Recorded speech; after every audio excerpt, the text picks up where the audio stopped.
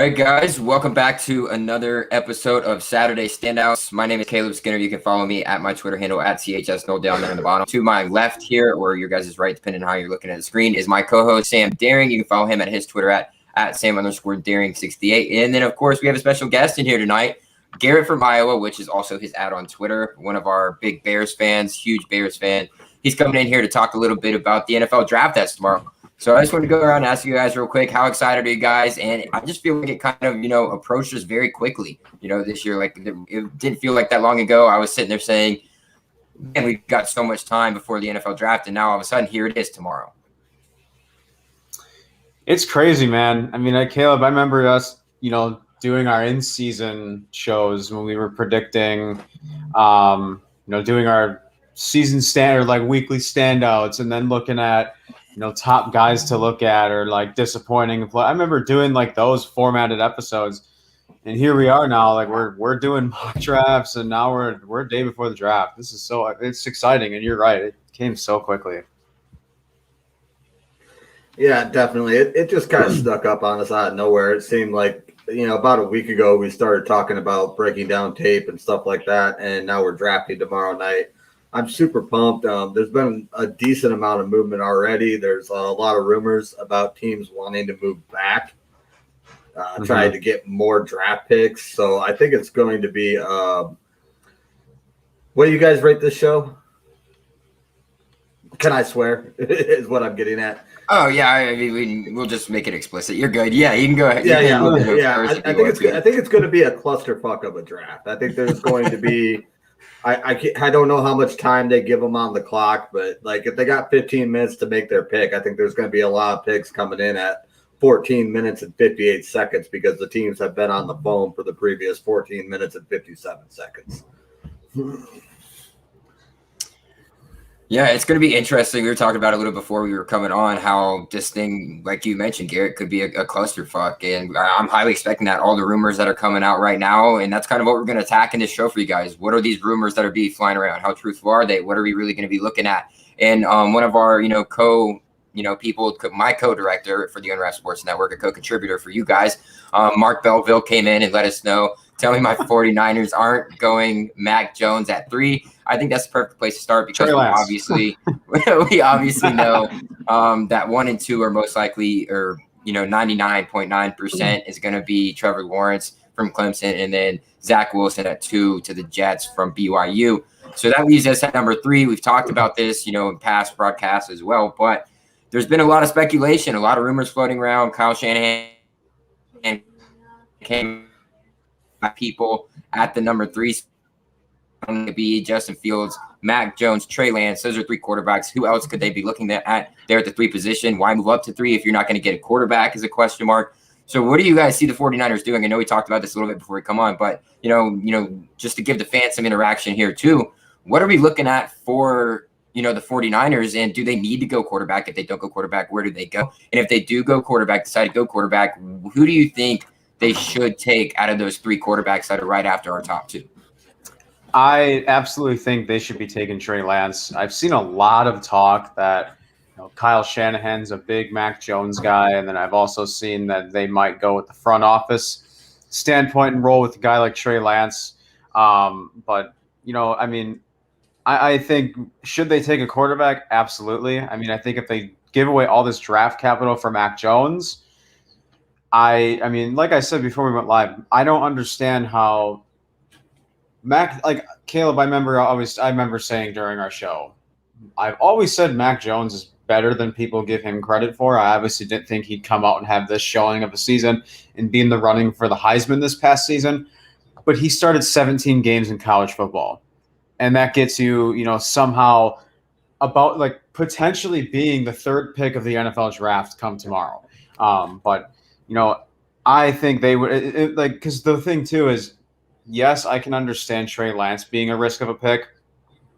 And Mark, I mean, yes, you're absolutely right. And my issue with Mac Jones too is he was spoiled. He was absolutely spoiled with talent around him. He had elite protection. He had a Najee Harris, Brian Robinson Jr. backfield. And remember, when Tua was hurt last year with his hip, or 2 years ago with his hip injury, Mac Jones at one point, his receivers were Jerry Jeudy, Henry Ruggs, Jalen Waddle, and Devontae Smith, and then John Mechie right now. But no one. I mean, he's just now coming out. But I mean, he's just been spoiled with talent his entire career. So like, if he goes to a team, let's say he doesn't go to the Niners, and he goes to a team like the Patriots, and the Patriots trade up, or he falls to 15. Has mediocre protection. He has a decent run game. The Patriots can sign any running back, and they work with whatever system they're in.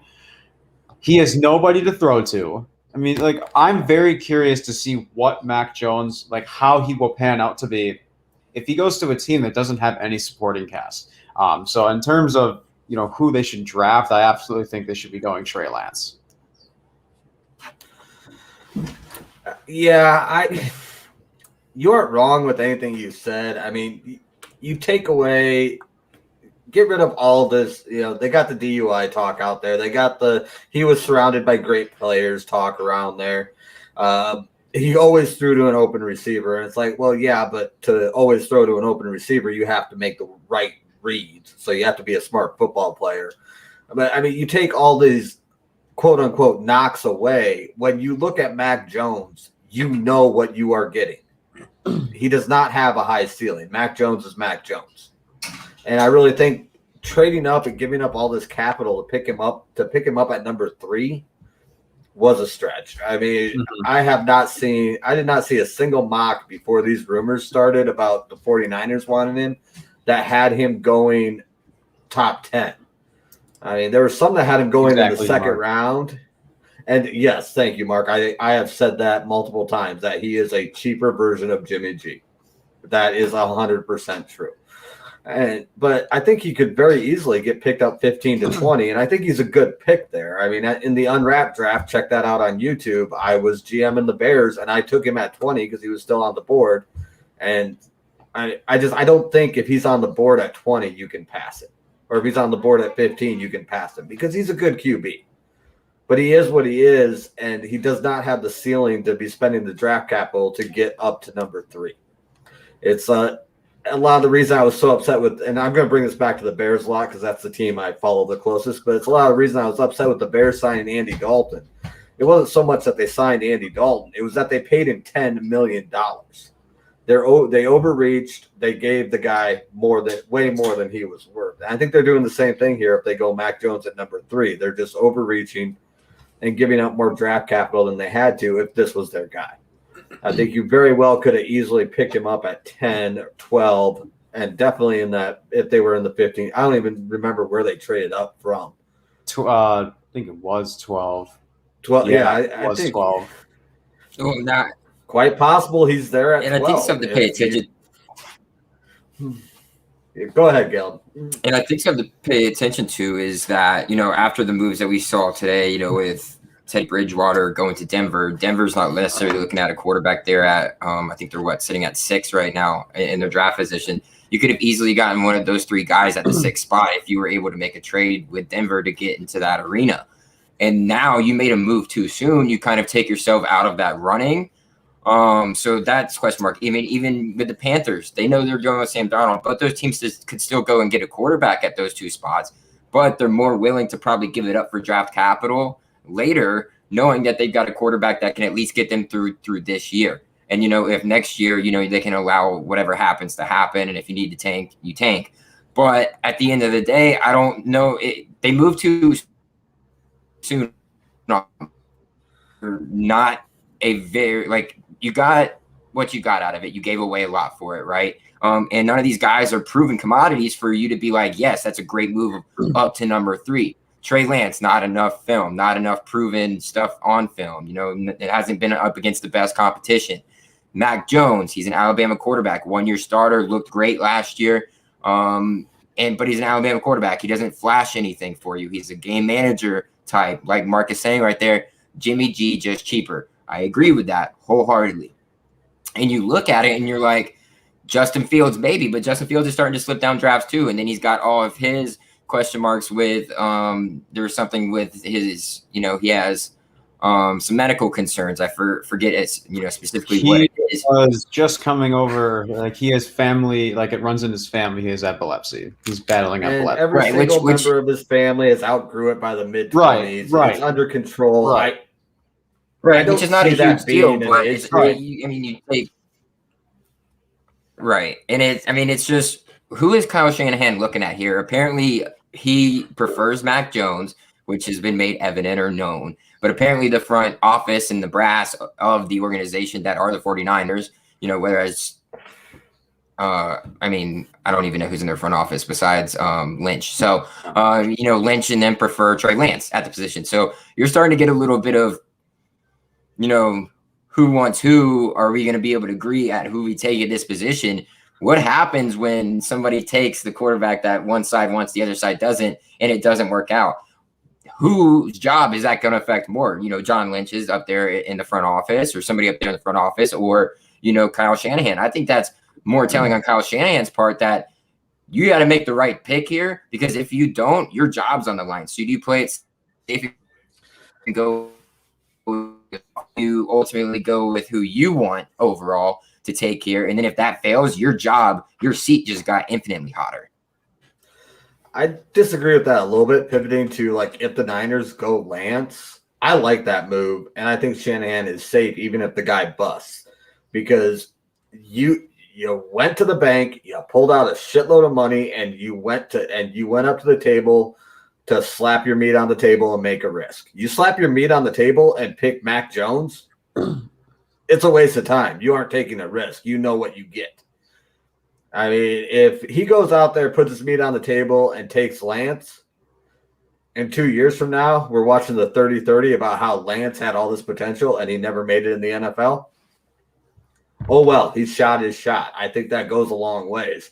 But I think if he moves all this draft capital to get Lance, and he's not an upgrade over Jimmy G, or to get Mac Jones, and it's basically Jimmy G light, I think that hurts his job more so than going Lance and having him bust. Just because your front office ponies up all that capital and you stake your future on a guy, and then you take the safe bet. I don't like the move. I would much rather see him shoot his shot and miss than chicken out and take the easy and take the safe guy that you know what you're getting.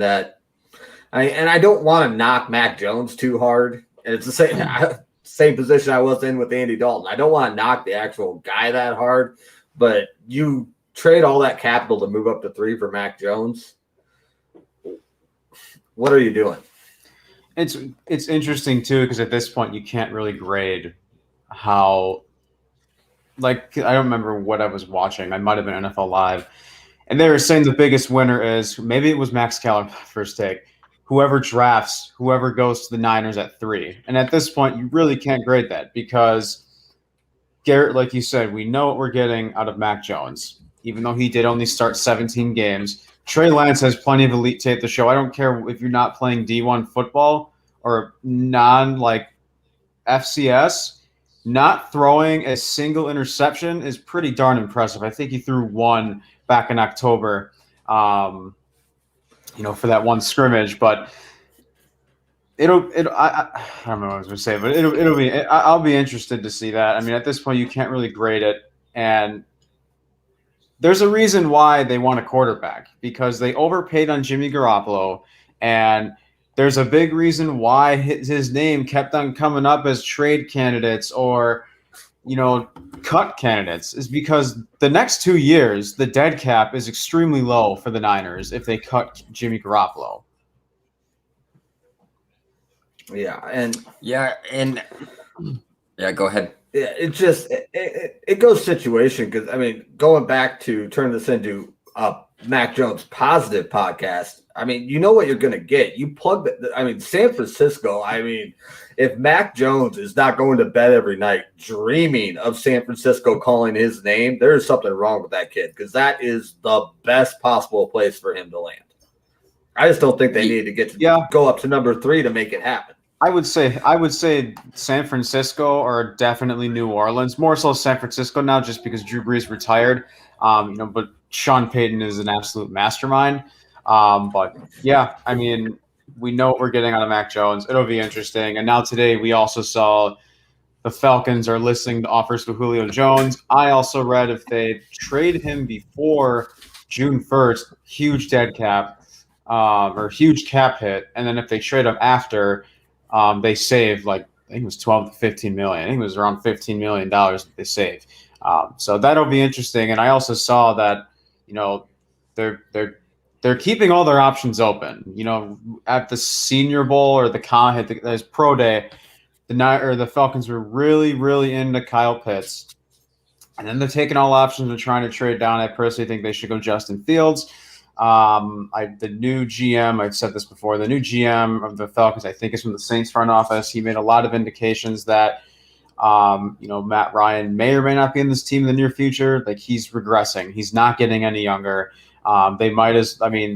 Yes, he does have a few years left in the tank, but why not go for a guy in Justin Fields when mediocre protection, and you can build on that in the next 2 to 3 draft years, including this year. Arthur Smith, I think, was a really, really nice hire that I don't think a lot of people talk about enough.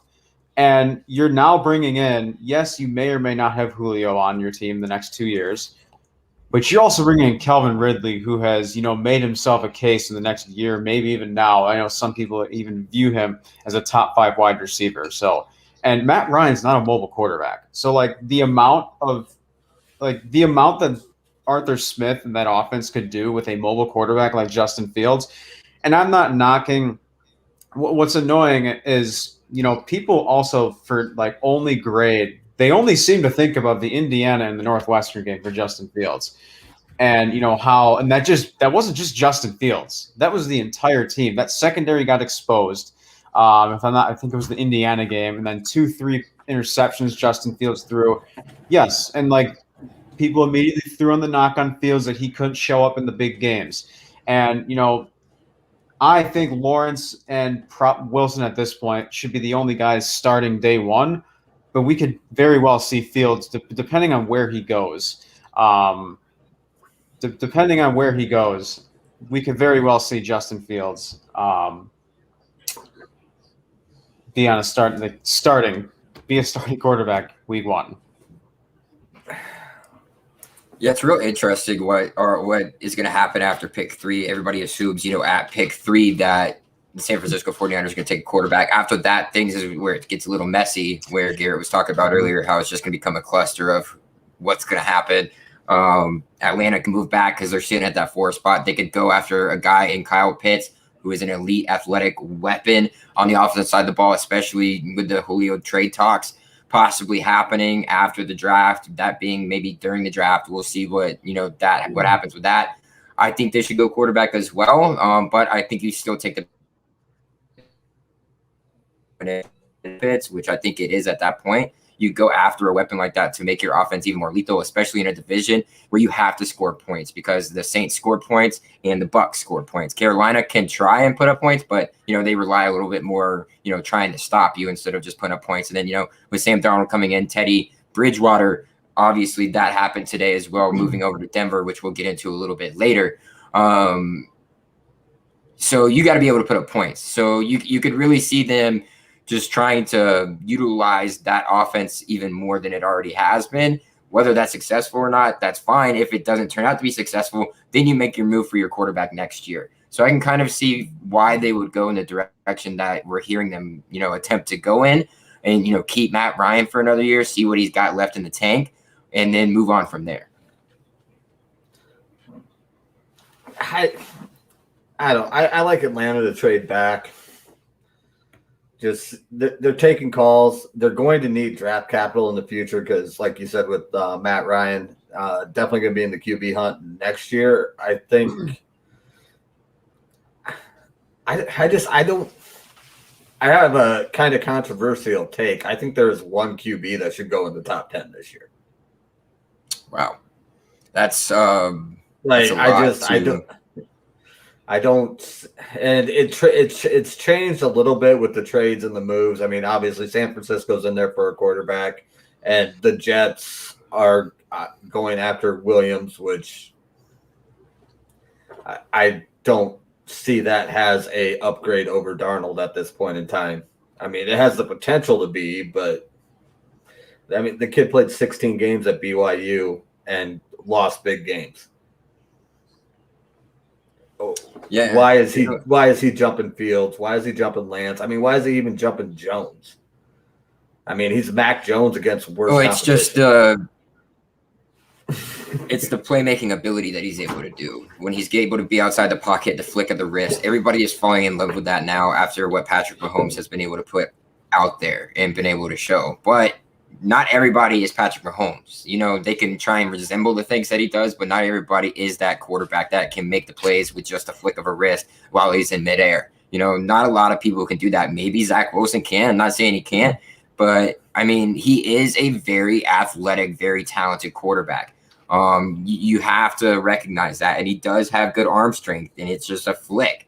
Like, it's just a flick of the wrist motion for him, and he makes it look easy. And that's something that these NFL teams fall in love with. So I can see why, but there are the question marks. You know, the season before this last time where he showed out, you know, he was just very average. He wasn't great. He was just more of a game manager. Didn't do a whole lot to change the outcome of a game. And then this last season, he kind of upped his level of play, which, in my opinion, albeit it was a COVID year and, you know, you had all those circumstances going on, but he still went up against decent competition, played against some pretty good players, and was able to, you know, put on shows in pretty much every single game. Even in the ones that he lost, he still put up numbers, you know? So, I mean, it's all about if it's going to fit and if it's going to work. If it's the Jets, I don't know. I don't trust the Jets, never have, never probably will, until I can see something where like a Dolphins or a Browns type turnaround where they can be like, we're in the shadows and now we're coming to life again. But I just don't see it happening unless they start building it the right way.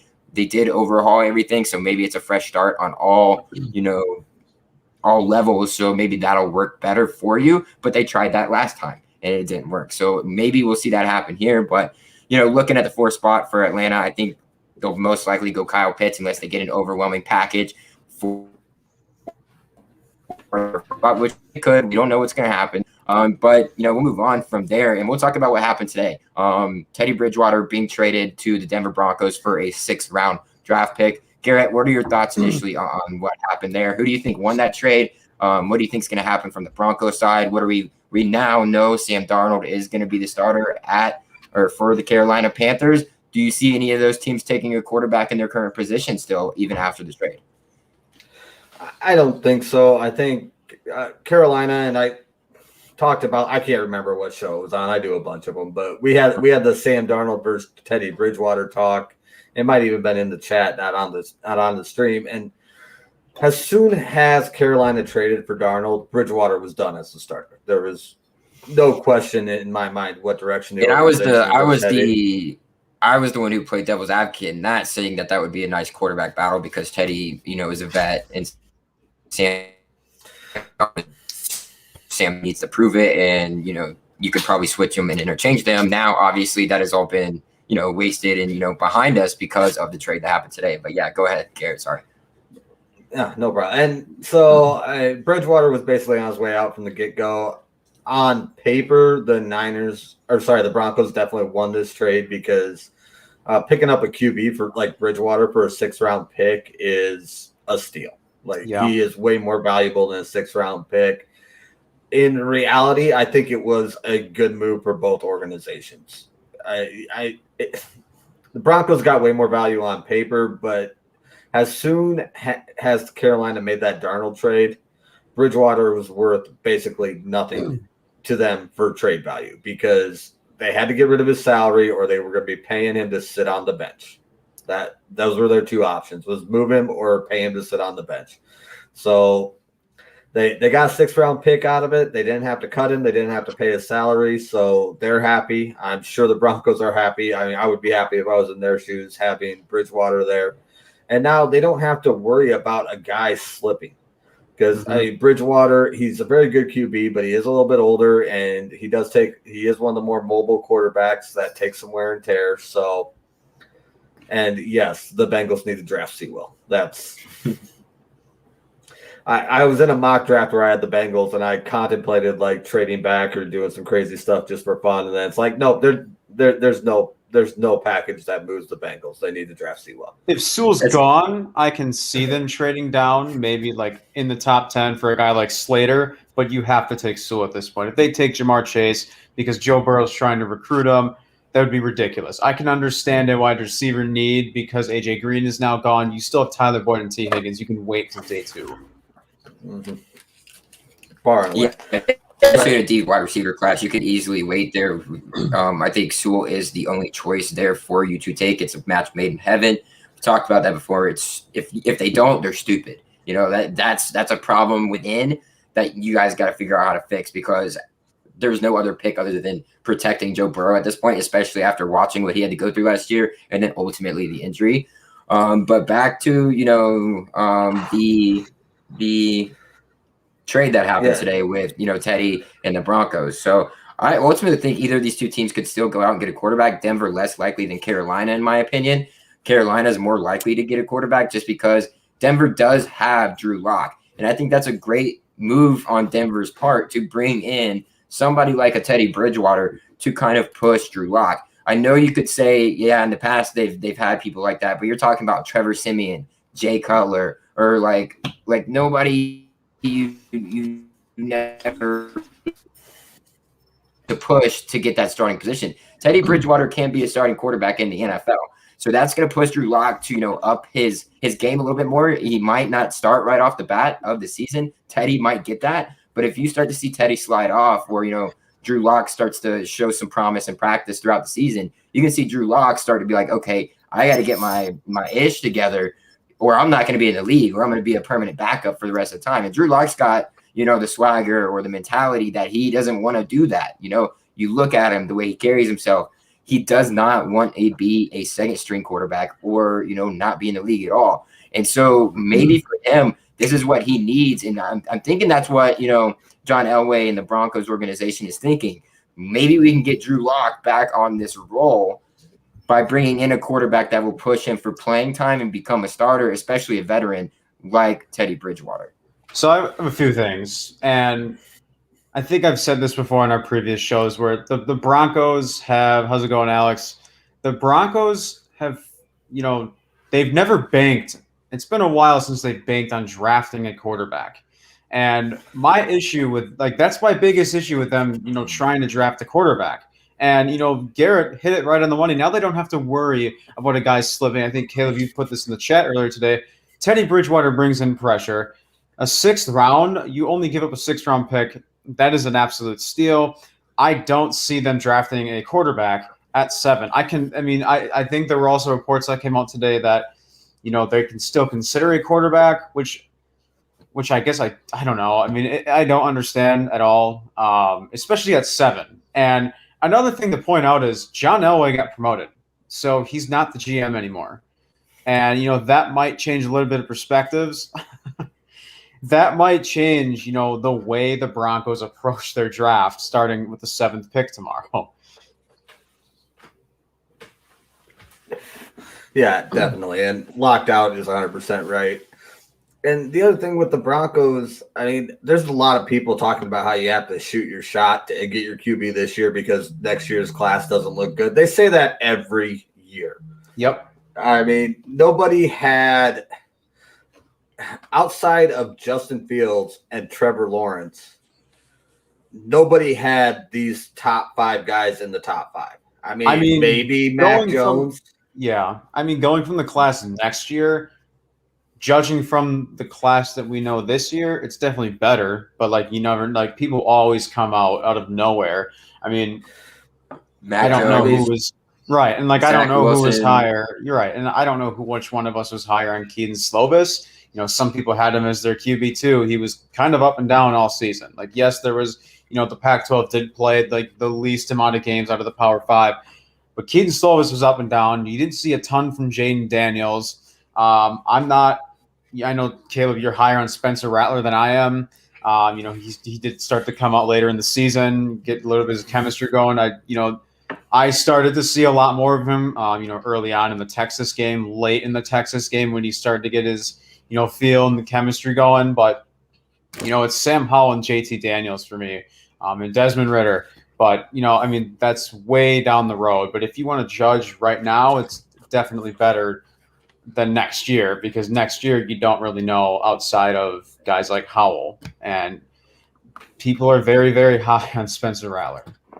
Yeah, Howell is probably your guy next year. You look at the quarterbacks class, and Howell is definitely the one that stands out the most. Mm-hmm. Has the potential to be great at some point in his career. But there's some things that he could cheer up. But you look next year, and it's not as deep of a draft class at the quarterback position as this year for sure, because you could still get a solid guy. I mean, we've been talking about Mac Jones, and we've been talking about Trey Lance and Justin Fields. These guys aren't bad quarterbacks. They're good quarterbacks. They just don't have what it is to be the elite quarterback that the first two guys are supposed to be. So then you look at it for next year. Who's going to be that guy who rises? And you only really have one solidified guy right now who is the guy, and that's Sam Howell. So, outside of that, that's why a lot of these teams are, looking to get a quarterback this year. But I want to, be cautious of that if I'm a GM, because that's not always the case. You look at what happened this year, talking about Mac Jones the 1 year, Zach Wilson the 1 year, and those guys kind of came out and showed out. I mean, Trey Lance pretty much 1 year. You got to see 1 year of him. So it wasn't this past season, it was the season before, but you still got just 1 year. So, I mean, it's going to be interesting moving forward when we go to next year. How are teams going to play that in this draft? Because it's a draft unlike any other. That's why it's going to be crazy. And it's interesting. But we'll move on from that trade that happened, today. Between can I finish my point real quick? Yeah. Go ahead, Gary. I'm sorry. Yeah, my point was, with Denver getting Bridgewater, they don't have to go QB early this year. They can wait till next year, see what happens, pick up a guy. They can even look at some of these guys that are going to be second, third round guys. I mean, Mond would not be a bad guy to bring in as backup. I mean, I think he has a ceiling. Whether or not he gets to that ceiling, but I mean, it'd be worth dropping a second or third round on him to put him behind Bridgewater and see what happens. I would put Trask in that category. Mills out of Stanford, is that right? Mm-hmm. I'm blanking. Davis Mills out of Stanford, right? Yeah. He's been coming on real strong with his pro day. I mean, these are guys that aren't going to move into the first round. I certainly hope not anyway, but you can pick them up second or third and put them on the bench and see how they develop. I think the Broncos have put themselves in that position where they can pick up some of this other elite talent at other positions that's available. Yep, I agree. You can get a guy later if you need him. So, somebody who you can groom along the way, and it'll be positive for your team in the future. But we'll move off of that trade that happened today between the Broncos and the Panthers, and let's look at the New England Patriots. I kind of want to address what is going through the minds up there in New England. What is happening? There's a lot of rumors speculating that they might try and move up, maybe with the Panthers, maybe go up and get their guy. And then also, even if it's not the Panthers, they are definitely looking forward to moving into the top 10. Why do you guys think that is? Do you think it's, quarterback, or do you think it's something else where they see potential in somebody? And that's a rare move, in my opinion. Yeah, I mean, I think it's interesting. I think it makes sense. And I think it was David Carr that said the Patriots were the best fit for Justin Fields. I like the Falcons. I also really, really like the Washington football team, which I think is another team to keep an eye on, because, if he goes to Washington, he's got two former Ohio State wide receivers right there right next to him, or right there beside him, Terry McLaurin and now Curtis Samuel.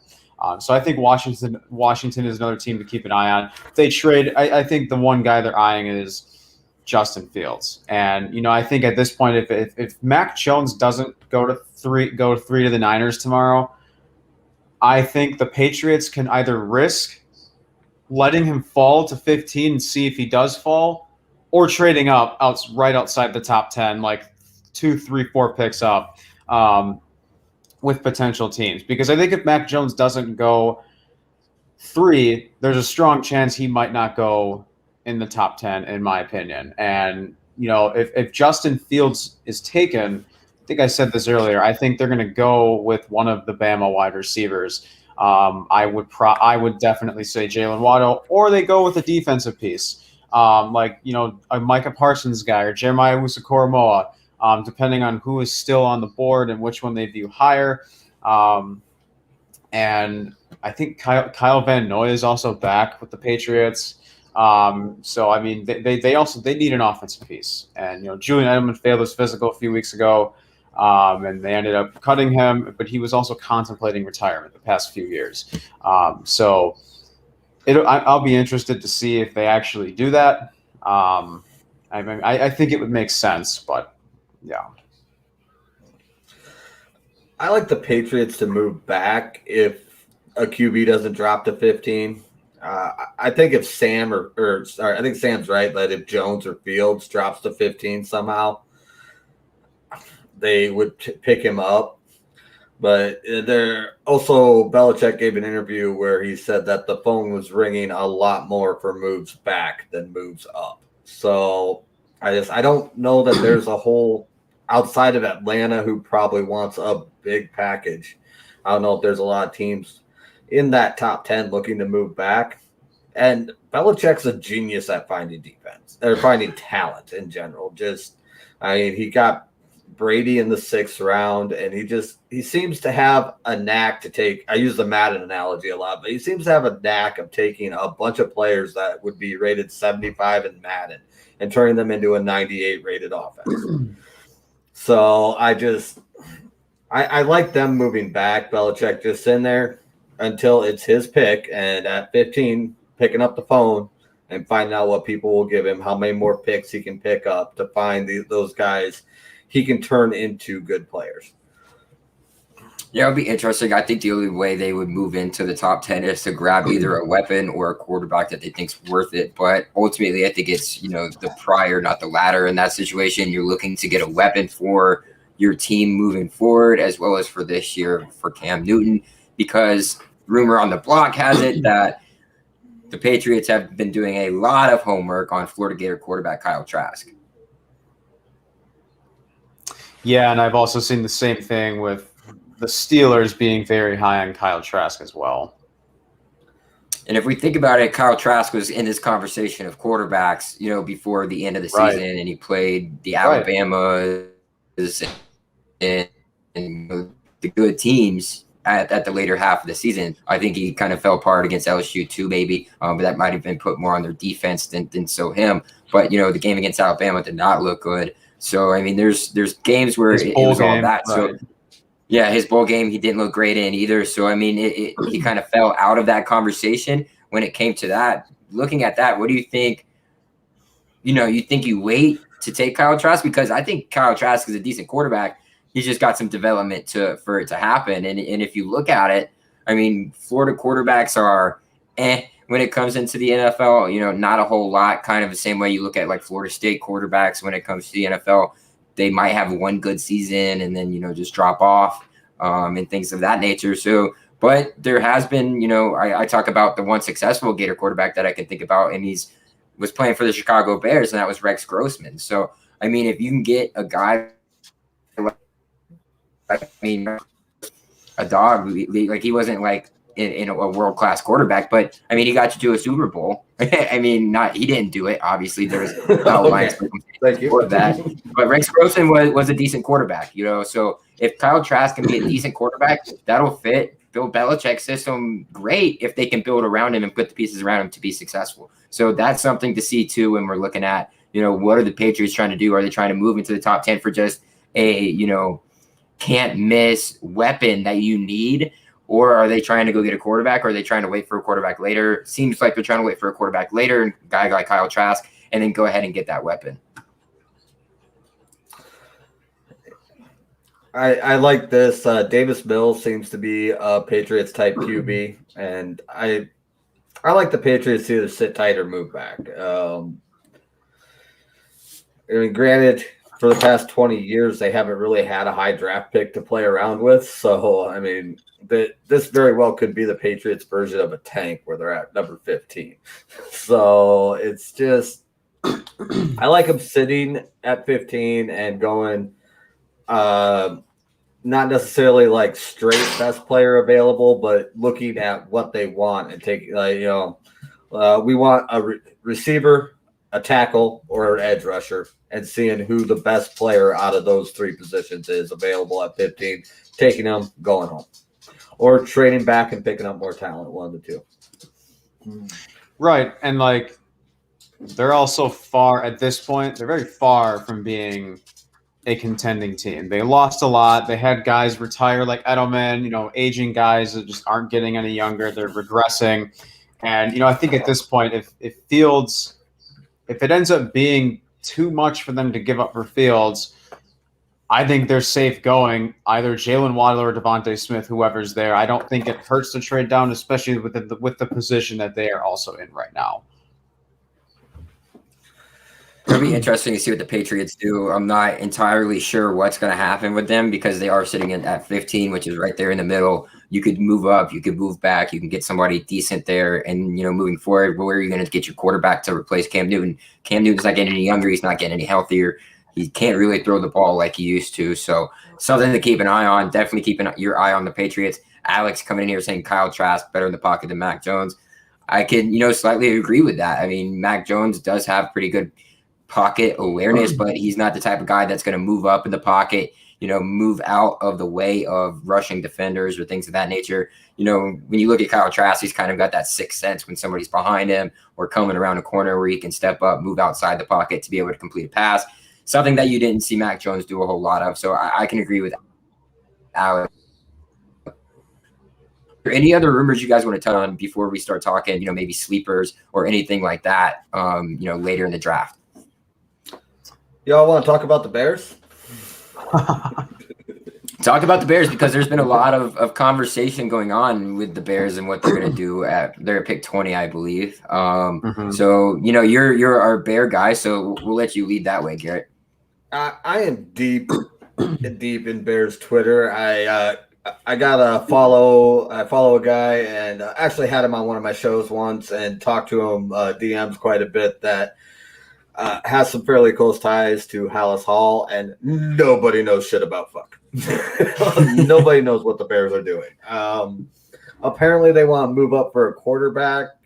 That's Kyle Pitts came out today and said through talks he has had with teams, he believes that quarterbacks will be the first four players off the board. And if that happens, I mean, who are you going to trade up for?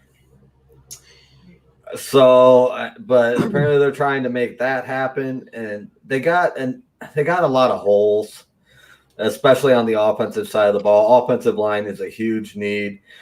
I like name came up earlier. I like looking at Walker Little. I think he'd be a solid pickup at number 20. The guy's a beast. Right.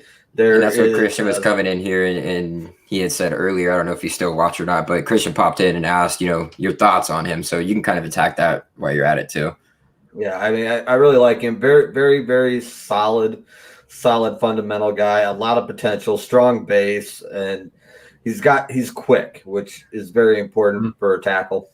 I mean, not quick as far as football players go, but he's quick for a tackle, so we'll take that.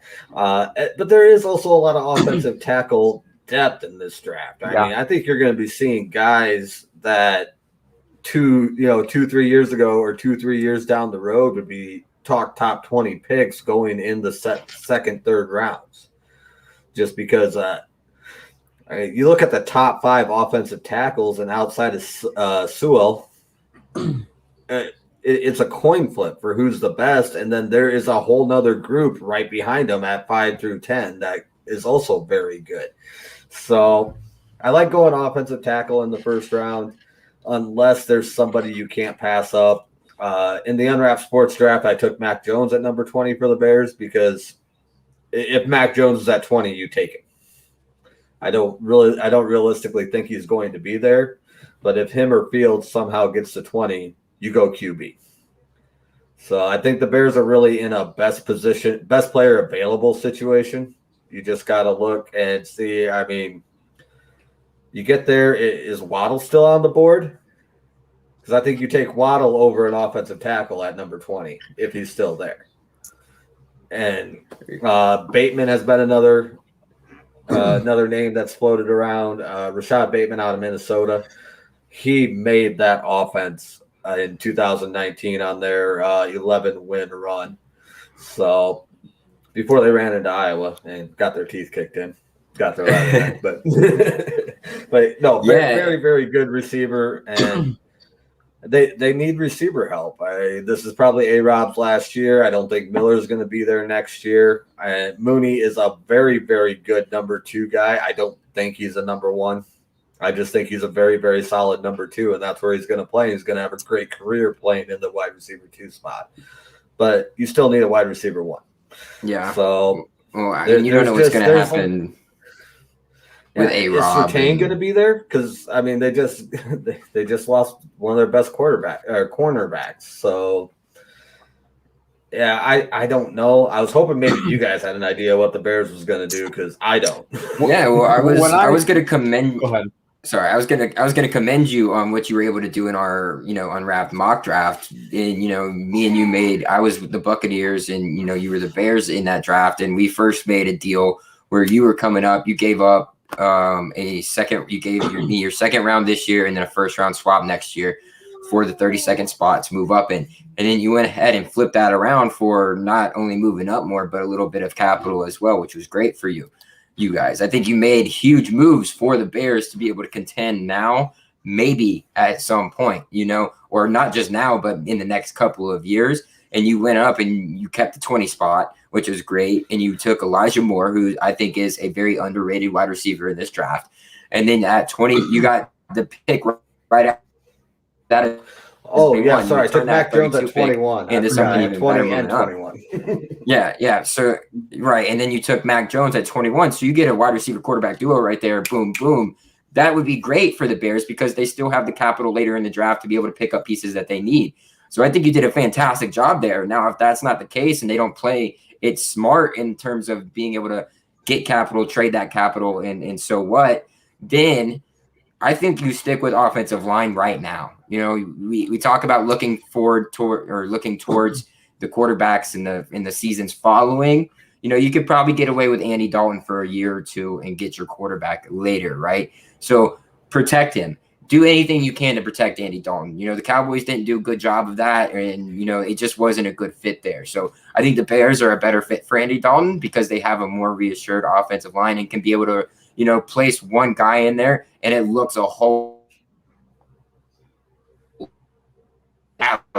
So, like, if they're just going to sit at 20, I say take an offensive lineman. If Rashawn Slater's there, which I don't know if he will be, you take him. You look at guys like Elijah Vera-Tucker or Christian Darrisaw. Maybe they are sitting there as well. Who knows? But if you're right there, you're going to have a shot at one of those tackles. I say do that. But again, if you have a can't-miss wide receiver like a Jalen Waddle that falls to 20, you take him right off the bat because you don't know what's going to happen with A-Rob. That's a whole nother story. The Bears have been playing games with A-Rob for years now, and I'm just kind of over it too because I love Allen Robinson. I think he's a number 1 wide receiver on any team. I think he's probably a top 5 wide receiver in the NFL. He just doesn't get the love that all the others do because he's stuck in Jacksonville and now Chicago. So, like, and guess what? I say A-Rob's going to – oh, sorry, go ahead. Yeah, what I'm saying is he puts up numbers to, like, compare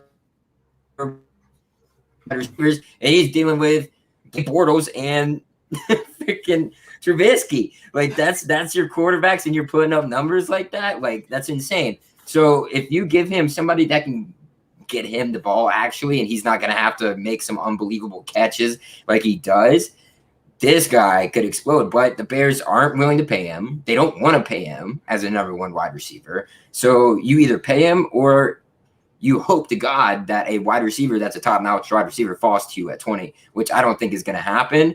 You could get a good wide receiver there, but you're not going to get one of those top guys, in my opinion. So I would stick with offensive line if you're going to stay there at 20 for the Bears.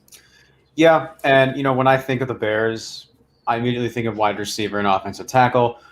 I think Rashawn Slater and Elijah Vera-Tucker are both going to go top 15. I think there's a chance you could have Darrisaw, but say all 3 of those guys are gone. I think one guy you could definitely look at is Jalen Mayfield. I love Walker Little. He does have some injury concerns, in 2019, opted out this past season. I think where he's quick, really, really nice footwork, super active with his hands. I think where he excels definitely is in the passing game. Not as polished in the run game.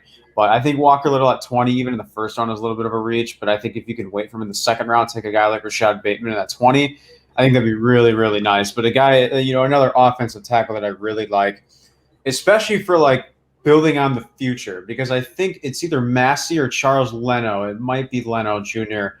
that is up after next season. And, I think Jalen Mayfield is a top 5 offensive tackle because of his upside. He's only 20, yes. But, I think a big reason why teams are viewing him in the first round is because they love his upside. You don't have to rush him in, especially in a Bears perspective. You put him in, he can be this rotational guy his first year and be that bridge offensive tackle for the franchise cornerstone, like future piece, whoever you end up drafting or whoever your quarterback of the future ends up being. Yeah, and 2 quick things. Disclaimer, when I say A-Rob is going to be gone after this year, it's not because I want him gone. I love him. I wish he was a Bear for life, but just with the salary situation and the franchise tagging this year instead of paying him, I don't think it's going to happen. And then also, one other name I wanted to mention on offensive tackle is Tavon Jenkins. That guy is mean. Yep. And I love it.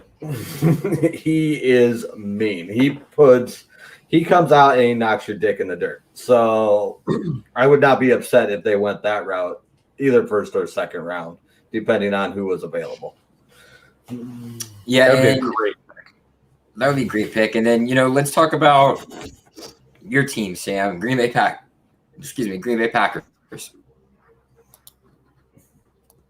Like, from our Matt Skura, played the Green Bay Packers GM, and he moved them up in the draft to number 18 to go ahead and get Rashad Bateman. You and I have consistently said that would be perfect for you guys. But you guys can also look on defense. So give me your thoughts on your Green Bay Packers, and then we'll get Garrett's as well. So I was able to watch, kind of go through every pick. Love the pick. I think he traded. I don't remember who he traded with. I think the amount that he gave up is a little bit questionable. But if you're high on Rashad Bateman, especially as high as I am, I think the Packers can also afford to wait potentially to even the third round to draft a wide receiver, even wait for a guy like Amon-Ra St. Brown or a Shi Smith, because they need that true slot wide receiver, in the early 4th round of day 3 of the draft. But, I'm starting to get the feeling that, we might trade down.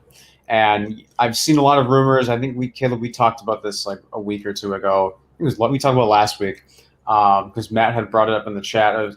Supposedly, like on draft night, there's a leak trade that, the Packers are getting the 15th pick from the Patriots, and the Patriots are getting a 4th round pick, our 29th pick in Jordan Love, which would be absolutely ridiculous. I think that's absolutely fake. I think those are just all rumors. I don't think Jordan Love's leaving. I think Jordan Love is our quarterback in 2 years after next season, especially if the Packers get anything less than his Super Bowl. And, one thing that I wanted to bring up, which actually flows really not well into the Packers, is Caleb Farley. Rumors are he might fall out of the 1st round. And, I'm also seeing that there's teams such as the Saints who want to move up to go grab. Right. And, if now at this point, if Caleb Farley's at 29, I think the Packers sit in a really nice position to take him, especially now that they re-signed Kevin King, which a lot of Packer fans, including myself, were, very shocked by. It's a prove-it deal. It's just like the Devin Funchess deal. He comes with incentives. If he performs at this level, he gets this amount of money.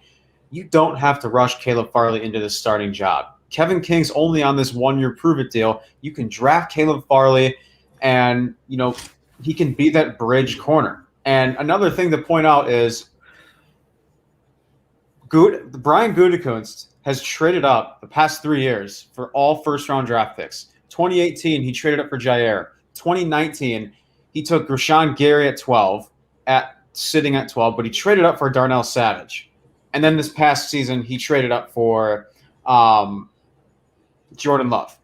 And so if he ends up trading up, which I don't think that's the case, if they're at 15, I don't know who, like maybe if Jalen Waddle's there or, Jeremiah Wusu-Koramoah, I think the Packers should be taking a corner.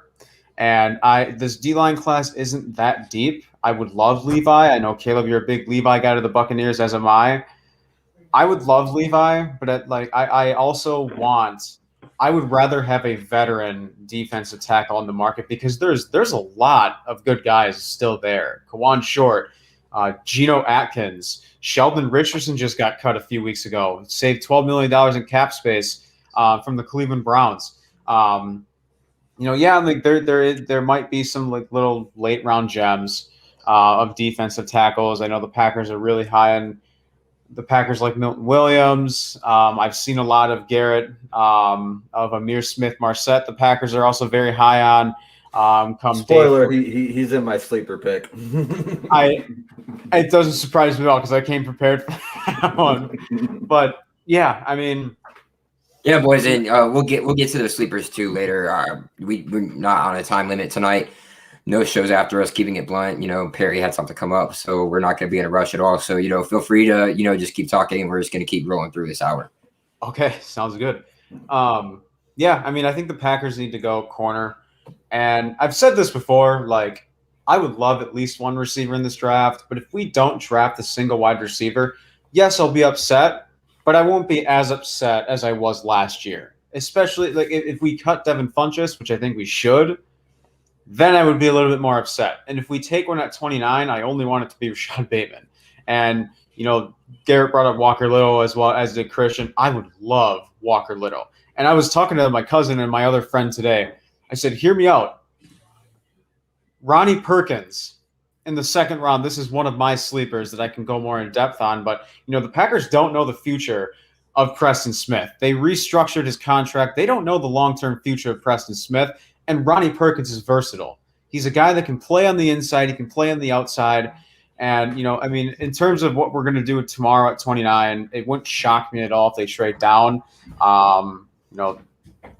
If the Saints want to trade up for Caleb Farley, I saw that as well. Caleb, you just brought that up.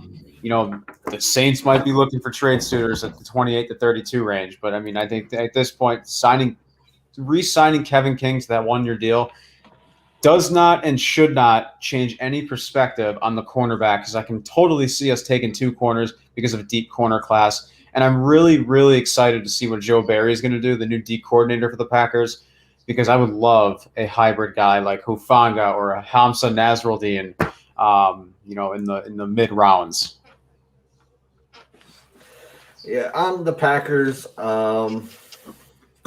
Personally, as a Bears fan, I know you pay attention. That's what I was gonna say, Garrett. I was like, I know you pay attention to the Green Bay Packers because you're a huge Bears fan, so you have to pay attention to the Green Bay Packers. Yeah, I just hope they take a QB at number 29. I would love to see it. But sorry, Sam, I had to do it. But all joking aside, I like where the Packers are as far as what they can do. What's up, Michael? How's it going, Michael? Packers suck. Yeah, I like where they're at in the draft. I think at 29 they have a lot of options. I don't hate moving back, especially sit on it. Like, don't trade back tomorrow at noon. Don't trade back tomorrow at 5. Trade back with 10 minutes left to make the number 29 pick. If there's somebody that wants a guy that really wants up there, take a haul from them, get another second round pick. Especially if there's somebody that just wants to move up like 5 or 6 spots, so you can get an early second round pick and like a third or a fourth with that, so you can stock up on talent. Because I know you're looking offensive line, but it's a deep class. I know you're looking corner, and that's also a deep class. Mm-hmm. And obviously, I say this mainly for Wise Cheese, just because I like poking his buns a little bit. But you guys have had 30 years of Hall of Fame quarterbacks and 2 Super Bowls to show for it. You got to do something different. And obviously, you've been trading up and missing for the last 3 years. Jordan Love remains to be seen, but I still grade that as a bad trade, even if he goes and wins you 5 Super Bowls in the future. It's just trading up to get a guy to sit for 3 years just blows my mind. But anyway, so trading back. Yeah, trading back to get more capital. I really like that move. And if not, if Walker Little's there, that'd be a great pickup. There's a really deep corner class if you want to go that way. I think they're sitting at a lot of options. Because, I mean, who do you really have to get in the first round to fill a hole? What position do you have to have a first round talent in right now? Corner, a true linebacker. Defensive lineman, somebody to Defensive stop line. the run. Somebody to stop the run, if you will. I mean, Green Bay Yeah, was and horrendous against the run last year. They had slight struggles with the pass, but not as bad as it was when it came to the run. They need some help. There's not a great defensive line, depth here in this draft for them to go ahead and take a guy at that point. Maybe you look at a Christian Barmore or a Levi Uzurike. But again, you could probably get at least one of those guys in the second round, depending on that. I'd like the Bucs to go get depth at the defensive line position because Ndamukong Suh's not getting any younger, and you need a little bit of depth behind him. So looking at Green Bay from my end of things, you got to work on the defense. Yeah, you can work at wide receiver if you want to, but you still got two solid guys. They're not great, but they're okay outside of Devontae Adams. So you don't really necessarily have to go and reach for that. So I would say defense, absolutely. I mean, if you get a nice young corner there for them to go opposite of Jair Alexander, that's fantastic. But I would look more towards, the linebacker, somebody to fill a hole, more of a rushing defensive player who's going to put his head in the middle of, what's going on at the line of scrimmage. Somebody like that is ultimately where I see the Packers going. But if they were to move up, it's for a wide receiver. It's got to be for a wide receiver because they're going to look to get Aaron Rodgers and Devontae Adams some help outside of what they already have, and Alan Lazard. And who's the other guy, Sham? Help me out. MVS. Yeah, MVS, Valdez Scantling. So, yeah, I mean, those two guys are okay. They're not great. They're not world beaters. They're going to be okay for you. But if you see the Packers try and move up like they have, like Sam was talking about, you obviously know they're going after one of these wide receivers. So we'll see if that's the case or not. But ultimately, if they're going to stay where they're at right now, you look for a guy on the defensive side of the ball. If not, trade back because you can most likely get those same pieces in the second round and third round or wherever you else see. So that's just, my quick little tidbit when it comes to the Packers. Michael, you got anything for Green Bay? I'm just ready to talk about an actual team and go with the Cowboys. I want to hear what y'all think of them. I mean, I'm being mean to you, Sam. Packers. We'll move on to Cowboys. Packers are just a few pieces away. You've got a great quarterback. Always have had a great quarterback, like we said earlier. Garrett said for 30 years. I mean, I never even thought of it that way. That was kind of nice. But, I mean, there's just one or two position players, I think, away from actually making the noise that they need to make. I'm just really anxious. I want to know who y'all think they're going to go first round.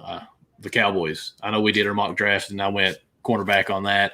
I've heard some different places that they may go. Could be offensive line, could be defensive line, rusher.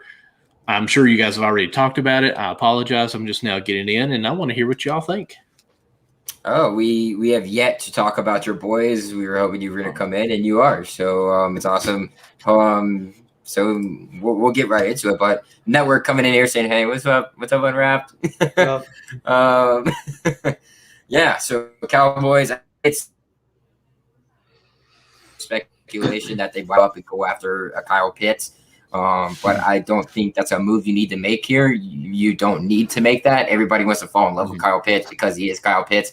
He presents this weaponry that you don't really see in the NFL very much from a tight end position, being able to do everything well, the athleticism, the size, just everything about him. Technique's good. He can shore up his blocking a little bit from here and there. But I mean, he just creates so many mismatch problems. He's just a huge gadget. So I understand the want for him from a lot of these teams, but I don't think if you're the Cowboys, that's something that you necessarily need to go and reach out for and give up the capital for. You don't need that. I think sitting at 10 is smart for you, especially when a guy like a Patrick Surtain drops to you. Because Patrick Surtain, in my opinion, is probably a 1 through 7 pick. Not necessarily 1, but you could probably say somewhere between picks 4 and 7 is where he a prospect. And so getting him at 10 is going to be a huge pickup for the Cowboys. You put him next to another young gun over there with Diggs. It's going to be a great youth movement for the Cowboys defense, which they are in great need of. They're in great need of a, energetic, fluid, free-flowing type of defense that can just build off of each other, use that energy, use that hype, use the swagger of a young defense to be able to help, because their defense was the real problem last year. I mean, even with Andy Dalton, obviously that was a struggle with losing Dak, but you're getting Dak back. That elite offense is still there. So you look at it from a defensive perspective from there. They weren't able to stop the run. Diggs did improve throughout the season. He did get better at the end of the season before his injury. So I think putting him opposite of, a Patrick Surtain, like you picked for them, Michael, in the NFL or the Unwrapped NFL mock draft, I think that's a great pickup for them. I don't think you go anywhere else. Hopefully he's still there for you guys, because I think it would make a you guys.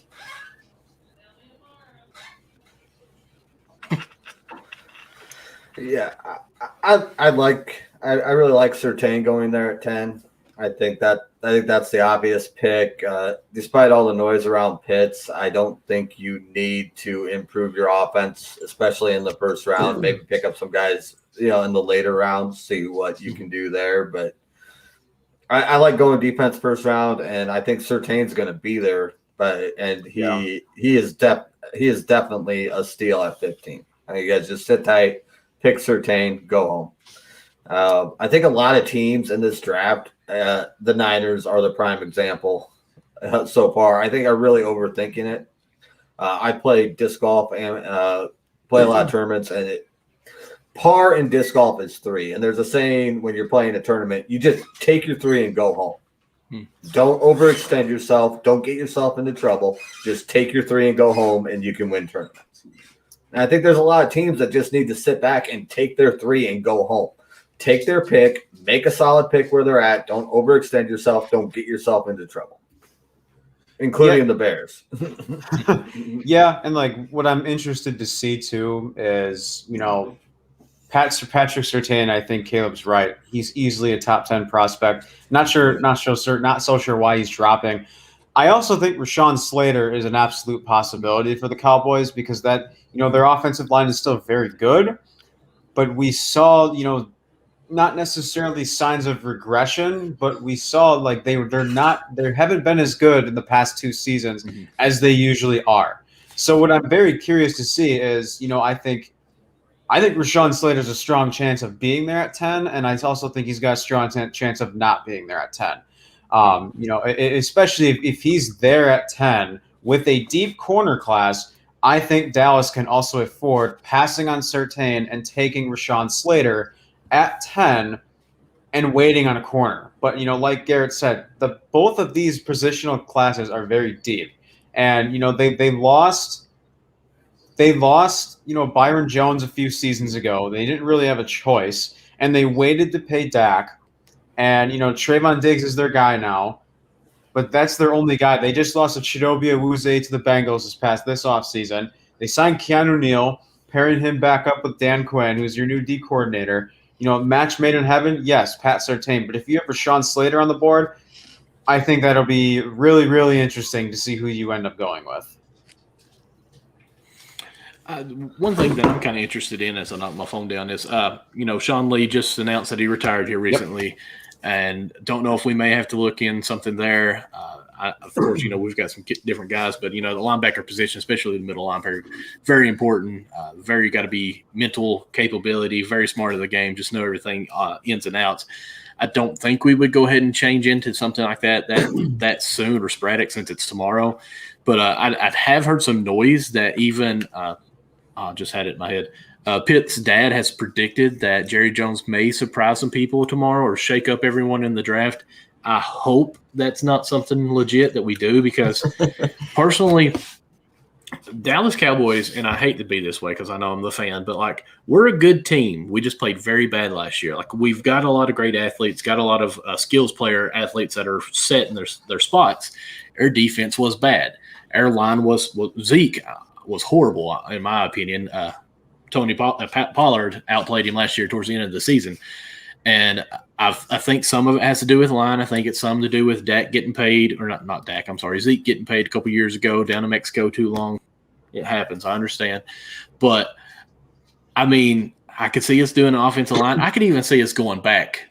This 10th spot, yes, we love Patrick at this spot, but at the same time, we could move back a few rounds or a few picks and let someone trade something for us, maybe to fill in a linebacker position there and then get a corner. Because, like we said earlier, Garrett even said that the cornerback's very deep in this draft compared to usual. I won't say very, I guess that's a little too strong, but it's deep. It's got some good players on the defensive side of the ball for sure. So I don't think we have to be locked in at this 10 spot, but we're the Cowboys, so we're going to do something forward. I don't think we ever go backwards on any kind of picks like that. So I think it would be interesting to see what cards we got. I know some people in their predictions actually had New England. New England? That's such a weird word. New England possibly trading for that 10th pick to try to get a quarterback in Dallas moving on back. So, I mean, there's a lot of talk with this 10th pick, how it could be changed every which way. So it's interesting. I'm excited about the draft tomorrow, see where it goes. Sorry, I was just reading an article from a site that is generally garbage, so I was going to share their hot take with you so we could all laugh. And the headline was what the Atlanta Falcons should do with Julio Jones and the 4th pick. So I figured there's some hot take about who they should trade for. No, it was just a stupid article that said, hey, you guys should trade him. Good job. Okay. Glad you sat down and typed that out. Gotcha. Yeah, we'll move on to my team, and that's the Tampa Bay Buccaneers. I have a second team, but it's Garrett's first team, so we've already covered them. Really, I did not know that. Yeah, my dad grew up in Chicago for part of his life, and so he was a Chicago Bears fan, so it's kind of ingrained for me, a little bit too, is, being a Bears fan as well as Bucs fan because of proximity. So Bucs are my number one team, and we got the 32nd pick. I ultimately, in the draft, as well as what I think they should do, is ultimately trade back, because you can get one of these defensive line pieces, like I mentioned before. That's all you really need. You bring back so many pieces on the offense and defensive side of the ball that all these guys have had snap, whether they're starters or not. They all have snap counts that are, way up there in snap counts. So it's really good for them to be able to do that, hold on to that. And so the real issue here is depth in terms when it comes to the Tampa Bay Buccaneers being able to, keep this lasting. And, their defense is young, they're a young squad. And so you keep up that young movement here. And if you stay at 32, I like you going, defensive lineman, Levi Uzurike is who I would have picked at 32. But I ultimately believe that you could probably get him in the second round. So if you can move back in the second round, like I did with Garrett in the mock draft, you can look at that. Obviously, in our mock draft, Levi Uzurike was drafted by the Patriots at 30 by Connie. So I wasn't going to be able to get him. Christian Barmore is gone too. But like we said before, this defensive line group is not that deep. So you can still get a very solidified defensive lineman later in this draft for the Buccaneers. I would like to see them move back into the second round, maybe third round, just get some capital to build some depth at that position, because Ndamukong Suh, he doesn't necessarily produce at the level he used to, but he creates a worry, because if you leave him alone and you just forget about him, then he's going to wreak havoc on you, because it's still Ndamukong Suh. He's still that mean guy. So you look at it and, I think they ultimately should go defensive line no matter where they go. Yeah, I really like that move. I thought you were really smart trading back, and obviously getting 2 picks in the first round was real critical to everything I did on draft night for the mock draft. So I was happy to make that trade with you, but the Tampa Bay does not need to stay in the second round, and they do need depth, and they don't need day one starters. So I really like them moving back, pick up some D-line guys. And even you can rotate them in. I mean, put them in there on some 3rd and longs, or where they don't have to do anything special. Put them in on obvious passing, obvious rushing. Get them some reps where, hey, you don't have to worry about reading a play or anything like that. We just need you to go in there and give us your best pass rush, or we just need you to go in there and give us your best run stop effort. And you can get them some experience and work them in. So I'm definitely behind that. Maybe late round pick up a QB to succeed Brady. I'm talking like late second, maybe even third round pickup. So there's guys out there. Mon's going to be out there. Wouldn't be Which if you outrageous to move take a back, if flyer you on move back there. and collect, right? If you move back and you can collect some of that capital along with it, that gives you a better chance of landing one of those backup quarterbacks outside of what you already have to be a future potential starting quarterback for you. So if the Bucks are smart and Jason Lick is smart in doing what they want to do, you go ahead and do that. Move back, gain some capital, get your quarterback of the future later on in the draft. No matter who that is, that's a smart move on the Bucks' part. If they do that, if they stick at 32, I won't be mad about it as long as they make the right pick. Yeah, and this is another spot where I really, really like Kellen Mond, especially because Tom Brady restructured his contract, and he's with the Buccaneers for more than a year. And Kellen Mond is also another guy that has the potential to be a starting quarterback in the NFL in the future, but he does need more than a year to develop. And the biggest concerns for him is his inconsistency. Throughout his time. 2019 he was fully healthy, but showed plenty of signs of inconsistency. He was decent. 2020 he was up and down, showed plenty of flashes, but really, really sparked a lot of scouts' attention, as did Davis Mills. But at both their pro days, Antonio Brown just re-signed on it was like $6 million deal. At this point, the Buccaneers, they're looking for a quarterback and they're looking on building depth. And I think quarterback and defensive line are, at my guess, probably going to be one of their first picks. I think their safest bet would be to move down, but if they pick at 32, it doesn't hurt as long as, like you said, Caleb, if it's D-line, or even building up that edge rushing core, because edge rusher is also a position where you can never have enough of. Totally agree. I was just going to say that to you, Michael. So, Michael. It's all Michael's guy. It is what it is. But we'll move into some sleepers, some guys that are making some noise when it comes to moving up in the draft from where they were originally supposed to go prior to the season.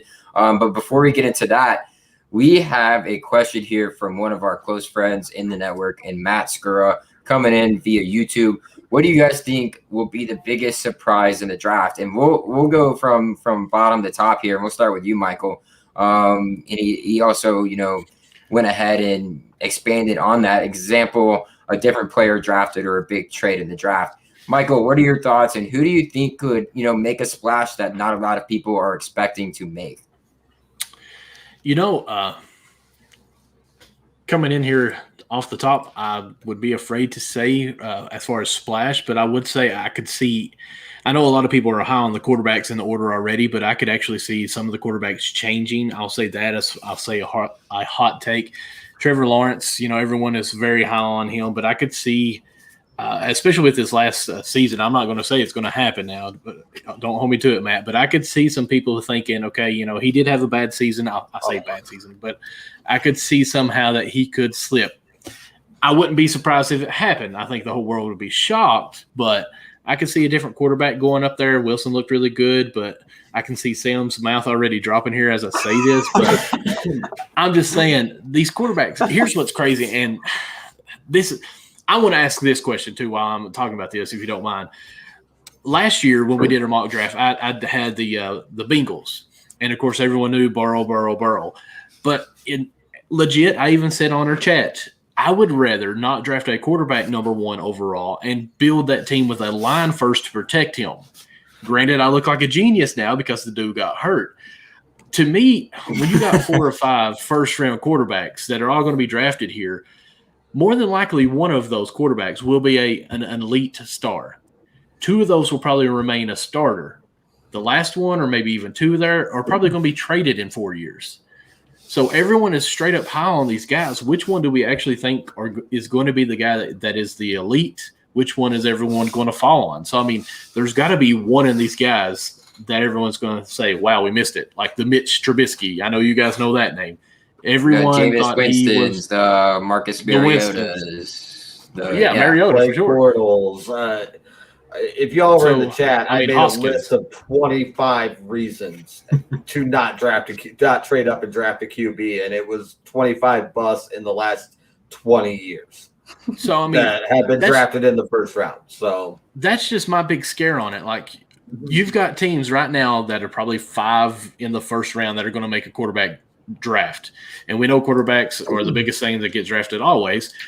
Somebody's going to be missing on this. And how far back is it going to set that dynasty, that team for the years to come? That's my biggest thing that I want to watch for. And I may be the only one out there that's even thinking that. I'm not saying Trevor Lawrence will be a bust, but what if Trevor Lawrence is the guy that in 4 years is the one that got traded, that everyone thought Sunshine was going to lead them to the promised land, and he's a flop? I like the take. I'd be more worried about the 2 through 5 guys. I think the Jags have put themselves they've been paying attention, and they have put themselves in a position to where Trevor Lawrence is going to be given everything he needs to succeed in Jacksonville. So I don't really see him being one of them. I could be wrong, but I don't really see that. But the system that they're in, Zach Williams. Mm-hmm. His situation screams Mitchell Trubisky at me.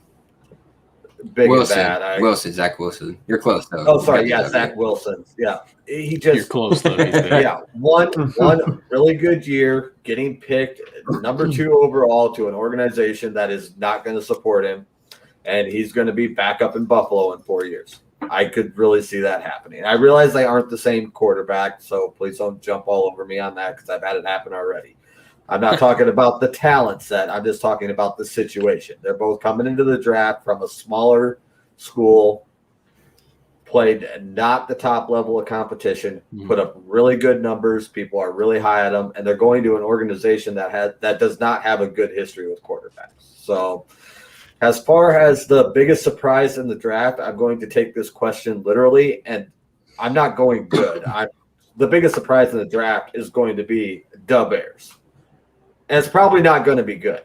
They're either going to sell their soul to get into the top 5 and get a quarterback, or they're going to pick a safety at number 20 or a running back or something just completely outrageous that nobody sees coming, because I have absolutely no faith in this organization. So I would watch what the Bears are doing if you want to be shocked. Yeah, I'm going with the Eagles. I think Eagles have a lot of ground to make up in terms of what they want to do to get back to the level of play that they were originally at 3 years ago. They need help everywhere. You can't really pinpoint one area that they don't need help in. They need help at all positions to try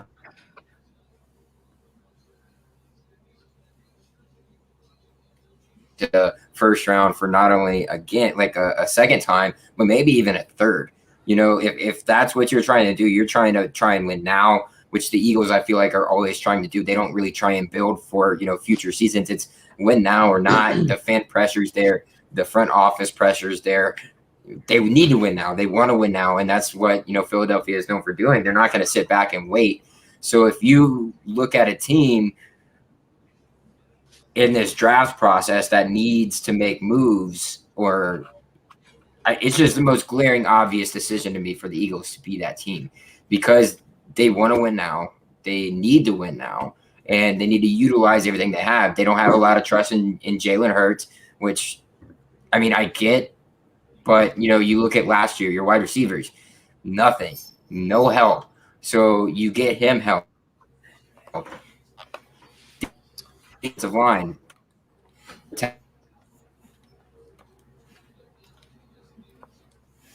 In this draft to be able to make themselves contenders again. So I would look out for the Eagles to make a big splash come, you know, this NFL draft, whether it's first round, whether it's second, third, mid rounds. We'll see what they're going to do. Do they want capital, or are they trying to move up and get the best players that they can get at the position right off the bat? That is going to be something to keep an eye on for me. Other than that, I would say maybe either Miami or Arizona. I like Arizona. You know, they went in with 5 picks, traded for Rodney Hudson, and got a 6th pick out of that. I don't think it hurts for them trading down, even though I like J.C. Horn there. I'm gonna stay in the NFC East. I'm gonna go Washington. Their OC was there for one of Justin Fields' pro days, or his pro day. I can remember. I think it was his pro day, not his private workout. People are talking about teams trading off for Fields. Niners taking Fields, Denver taking Fields, Carolina now potentially one of the leading teams taking Fields. New England. No one's talking about the Washington football team. I mean, Ryan Fitzpatrick is now this, bridge quarterback, perfect situation for any guy, especially like Justin Fields. And Michael, I mentioned this before you came on here. Justin Fields, they have Terry McLaurin, and now they bring in Curtis Samuel. Those are two former Ohio State wide receivers. You bring in Justin Fields, you don't have to start him right away. And I think Justin Fields would benefit very well sitting behind a veteran quarterback. And Ryan Fitzpatrick is not a bad quarterback to be sitting behind. And I've always said that Justin Fields, I think, will be good in the right system. I think whoever drafts Justin Fields, and if they just throw him into a starting situation, depending on which team it is, like the Patriots, who don't have any, like an average offensive line, a decent run game. They tend to do well with just any running back they have in their backfield. Nobody to throw to. That's an average offense now at this point. And at this point, Garrett had mentioned earlier in the show, they're rebuilding at this point. And if he goes to a team like that and he's thrown into a starting situation, or he's starting by midseason because Cam is crap in the bed again, that's going to be tough. And that's also why I really like Atlanta. I also really like Washington. So, a lot of Washington's not getting enough buzz. Nobody's talking about them. So, this might be them keeping quiet till draft day. Few picks to their pick, or, come draft day, hour before draft time, or as soon as Justin Fields, if he slips outside the top 5, we could see a team like Washington football team who needs that bridge quarterback. Ryan Fitzpatrick's only on a 1-year deal, and that's the perfect opportunity. Yes, they re-signed Taylor Heineke. Heineke's not their answer. Heineke's a very reliable QB2, but I'm very interested to see if Washington stays put. Remember, they also acquired Eric Flowers yesterday, 2 days ago, from the Detroit Lions. So that could put them out of the running of drafting a tackle like a Christian Darrisaw, like a Tevin Jenkins, who in my opinion is probably the best run blocker in this draft. Elite speed and tremendous footwork. But I'm very curious to see if Washington ends up staying put at 19, or if they trade up for a quarterback. Where and who do you think they would trade with to try to move up? They're sitting at 19. And, if it's a guy like Fields, I think they're sitting in the 7 to 8 range. Denver, just because they signed Teddy, there's a lot of teams that are going to be thinking, and there's rumors now that are still coming out that even after acquiring Teddy Bridgewater for only a 6th-round pick, they might still be considering all options, considering even a quarterback at 7. So, 7 or 8, I think it'll be that range. Otherwise, if they're looking at Mac Jones, I think they can definitely, trade just shy of the top 10, even with the Patriots. Okay. Yeah, I do think Washington's very interesting of a team. Anyways, to have such a bad start as they did just in the season last year and still end up winning the conference, speaks highly of them. My hot take is I would like for them to actually have a mascot before the draft starts tomorrow. But no. Washington football team last season, this season, next season. They changed it to the Washington Football Association and run that for 3 years. Then you change it to the Washington Football Club and run that for 3 years. Your merch sales are going to go through the roof because everybody's going to be re-upping every 3 years for the new name. I'm really proud of myself that I said that all with a straight face. So okay. Sorry. The shade's out. You can't see my eyes. Let's go to a sleeper. I'll start with this, and I think it's probably, I don't know if a lot of people talk about it. It's not really talked about a whole lot, but just beginning to look at a guy who could possibly go in the first round, but not a lot of people have him there, and that's cornerback Eric Stokes, who is out of Georgia, super quick, super fast. Didn't get really picked on a lot last year when he was at Georgia because he had his sidekick running next to him, Tyson Campbell. So, I mean, he got picked on more so than Tyson Campbell did, and he did a great job in that role as, covering the number 2 guy against SEC competition, which is, good. And he's fast. He's physical. He's a little bit undersized, not very much undersized, but you look at him and what he's able to do, you could see him rise a little bit. I think that's somebody you got to keep an eye on at the cornerback position to be able to move up this draft, perhaps even get taken in the first round. Tomorrow night, I think somebody took him in our Unwrapped Sports Network mock draft to the Cardinals at 29. Cardinals were able to move up, get there at 29, there where the Packers originally were. So you look at that, and Eric Stokes is somebody I see really rising his stock. I've talked about Quint Meinertz, the guy from Wisconsin, whatever, Whitewater. There we go, Wisconsin Whitewater. From a tackle position, offensive line, he probably play guard too because he's a little bit undersized. You look at a guy like that. You also look at guys like a Jalen Darden, a wide receiver from North Texas that is probably one of the best wide receivers in college football, but never ever really got the recognition that he deserves because he plays at North Texas. So those are 3 guys I want to keep my eye on. But number 1 overall, I'm looking at Eric Stokes. There's a prop going around in the betting world. It's an over-under for him at 45. I would greatly, greatly hammer that under 45 picks for Eric Stokes. I think a team's going to fall in love with his abilities, what he's able to do, not only from the cornerback position, but also maybe in a return game, field of things as well. So I really like Eric Stokes kind of as my big sleeper that can maybe even creep his name into the first round of this draft. Well, before anyone else goes real quick, I've actually been watching or keeping an eye out on Darden. I can't even say his name right now. Jalen Darden as well. I think he could sneak into the first round, especially when it comes down to the best available, especially with a wide receiver. Well, let's be honest. We're on here for a reason to make high picks like that. So I'm gonna stick with it, especially with that reaction. So just watch for him. Wide receiver, man, you can never go wrong with picking them unless you're the Patriots or the Green Bay because they don't believe in picking them. But other than that, when you're set at this position like that and you've got that need out there with the best available player, why not? I think he's got a high ceiling compared to what we've seen, and there's a lot of unknown about him. That's why I kind of like about him.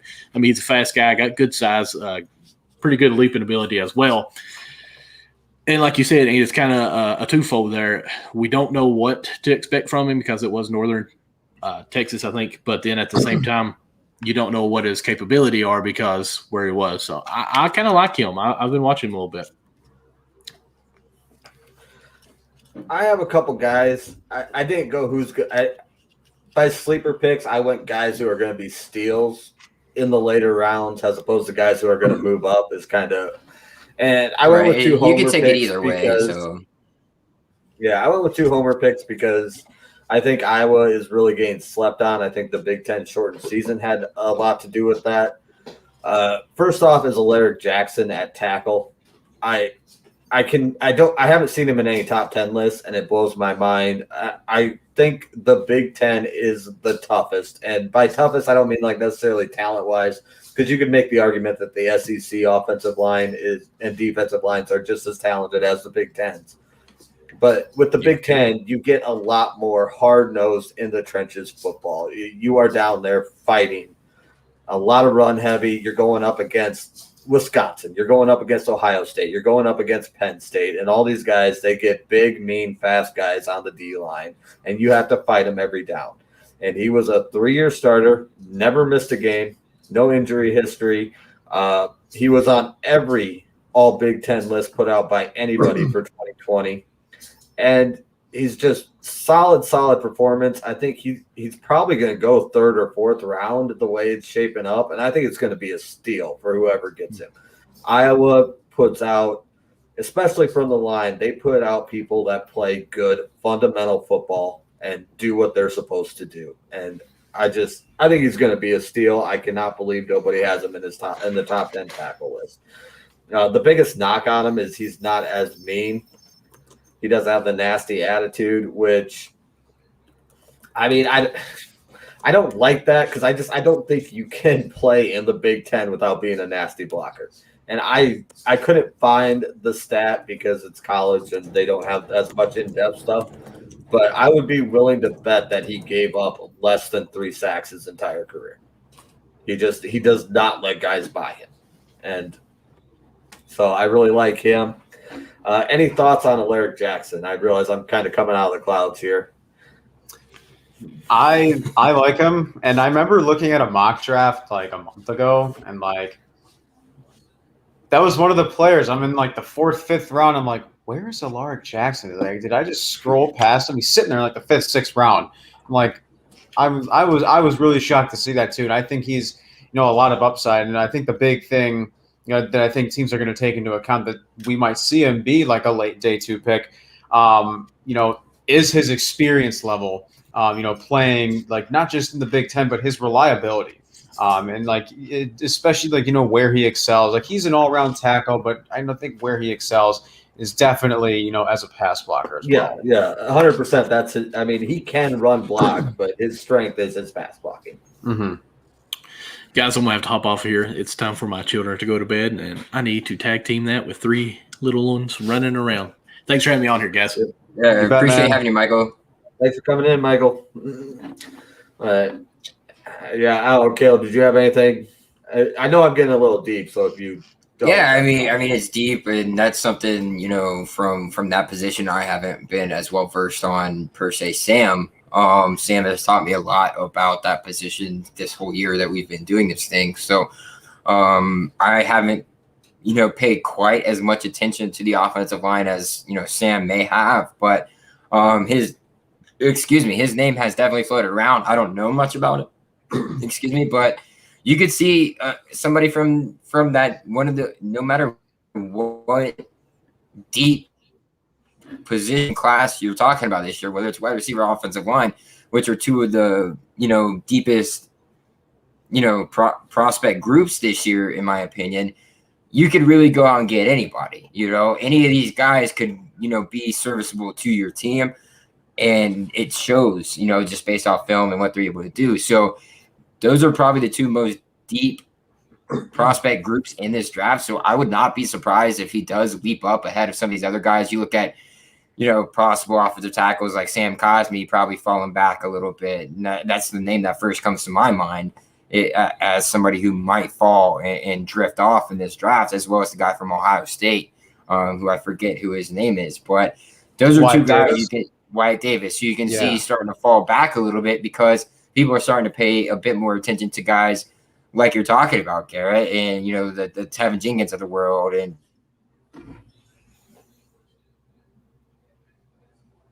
anything like it's very open to what you think fits best for what you want to do on the offensive side of the ball. Some of these guys are better at run blocking from the tackle position. Some of these guys are better at pass blocking tackle position. So it's really open to what your need is as a team, but also open to what you see the development being from then once they get into the NFL. And that is definitely somebody who has been in a college system that is run very similar to an NFL system, because that's the way that Iowa State likes to run it. I mean, you look at teams like Iowa State, Minnesota. Please don't say Iowa State.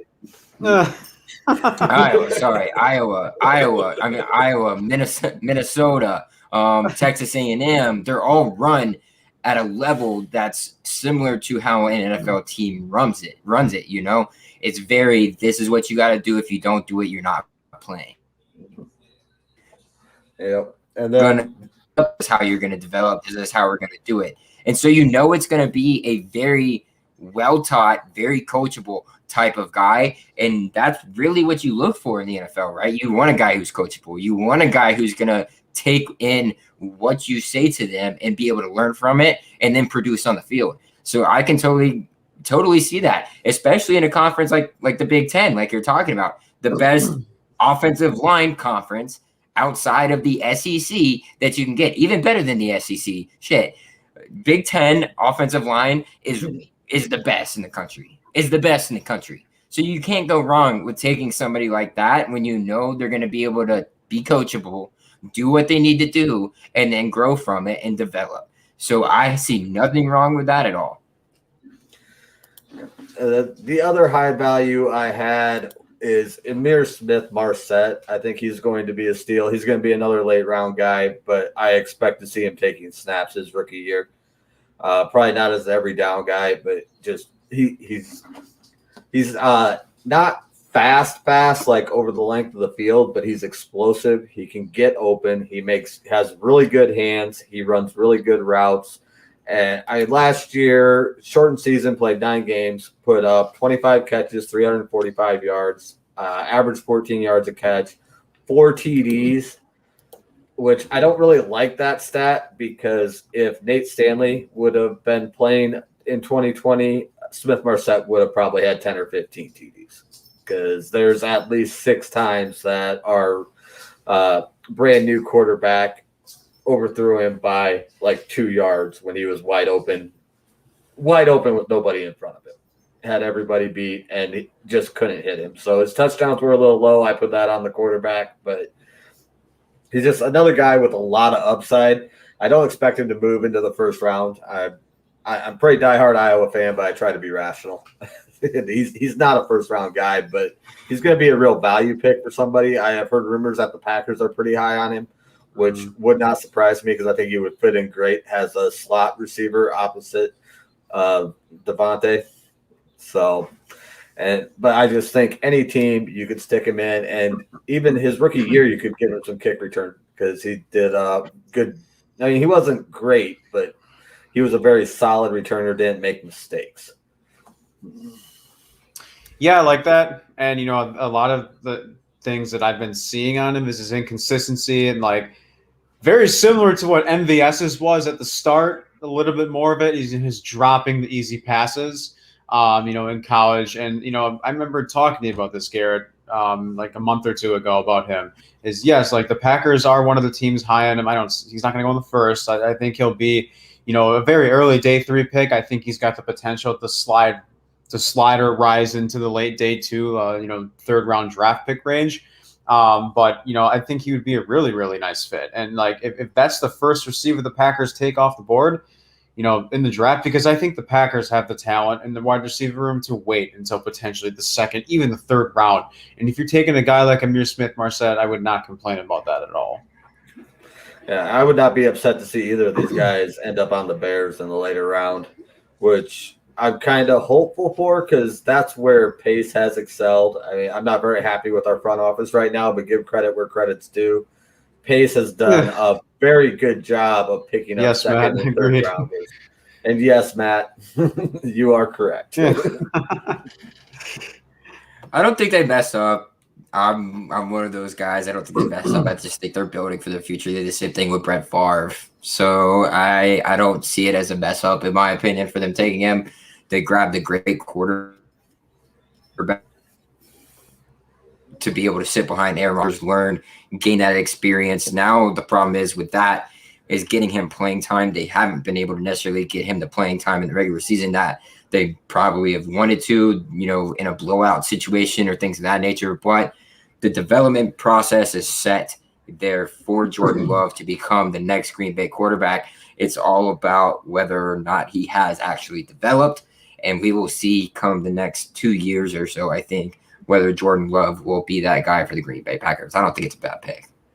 Yeah, I didn't think it was terrible. I thought they were reaching, which teams seem to do a lot for QBs. And I think the 49ers are reaching this year. I think the Jets were crazy to trade Sam Darnold for Wilson to pick Wilson. But I don't know. How long does Rodgers legitimately have left in Green Bay? History shows us that he's not going to retire in Green Bay. He's not going to – They screwed Brett Favre over and forced him out so Rodgers could play. I don't know why you would expect anything different when Rodgers comes around, when Rodgers gets to that point. And he hasn't really seemed happy from the outside looking in, he hasn't really seemed happy the last couple of years. So I think that it's a real question mark whether he's even there past the end of this year. Sam, you're the Green Bay guy, so you can tell me I'm crazy here, but oh no, I fully at this point I fully expect Jordan Love to be our quarterback in 2 years. So especially if the Packers get anything less than a Super Bowl, yeah, it's Jordan Love, and I'm done with these rumors of trading Jordan Love to the Patriots. It's ridiculous. I don't believe it. I think it's fake. No, it's ridiculous. No. Yeah, and before we go ahead and log. I don't know if you got to your sleeper picks at all, so go ahead and let us know about those. So my first one is going back to the corner position. I'm going to go with Kelvin Joseph out of Kentucky. I've seen this. This would be a guy that I wouldn't be too surprised to see him in the late first round, 28, 29 to 32 range, especially teams like the Green Bay Packers that are looking for corners. I've seen him mocked a few times. In the first round in that range. Doesn't have elite speed, but if teams like the Cardinals or the Seahawks, who like Richard Sherman, now have a guy like Jamal Adams, they like tough guys. The Packers, like Jair Alexander, tough guys with that mentality and that character, like Caleb, you had brought up about Asante Samuel Jr. Kelvin Joseph's your guy. And, Kelvin Joseph is a guy that plays extremely tough. Yes, he doesn't have elite speed, but he's shown to, he played in the SEC. He's shown to, keep up with his opponents. And he even though his speed's not elite, it's good enough to get by. Like it's still very, very impressive. I would say it's just shy of elite. It's just shy of elite. And like Kelvin Joseph has the potential to be on a starting roster. And I struggled to pick Kelvin Joseph or Ambry Thomas out of Michigan, but I had already spoken about Ambry Thomas out of Michigan, or a few weeks back. But my second one is a guy that I kind of alluded to earlier, is Ronnie Perkins out of Oklahoma. And, I think this guy's a big sleeper. I was texting my cousin today, texting my buddy earlier today. I said, hear me out. Ronnie Perkins to the Green Bay Packers. I had already explained the reasoning. Yes, he does not have that edge rusher build, but, he's versatile. We've seen a lot of him playing on the inside and the outside during his time in Oklahoma. I think he's going in the second round. I feel like I've seen him once in the first. I think that'd be a bit of a reach. I think he's going to be a second-round draft pick, and I think whoever drafts him is going to be very, very pleased with his versatility. They're going to fall in love with it, and I'd be very curious to see what they move him into. And I think I brought up Clelin Ferrell, Caleb, when we were talking about him, because Clelin Ferrell was drafted as a DN at Clemson. The Raiders have now signed Yannick Ngakoue from the Ravens, and now there's they're trying to move Clelin Ferrell on the inside. So Ronnie Perkins does not have that build to be an edge rusher. He's a little on the leaner side, but I'd be curious to see whoever drafts him ends up playing, or where he ends up playing. He's going to be a primary inside guy. He's going to be a primary outside guy.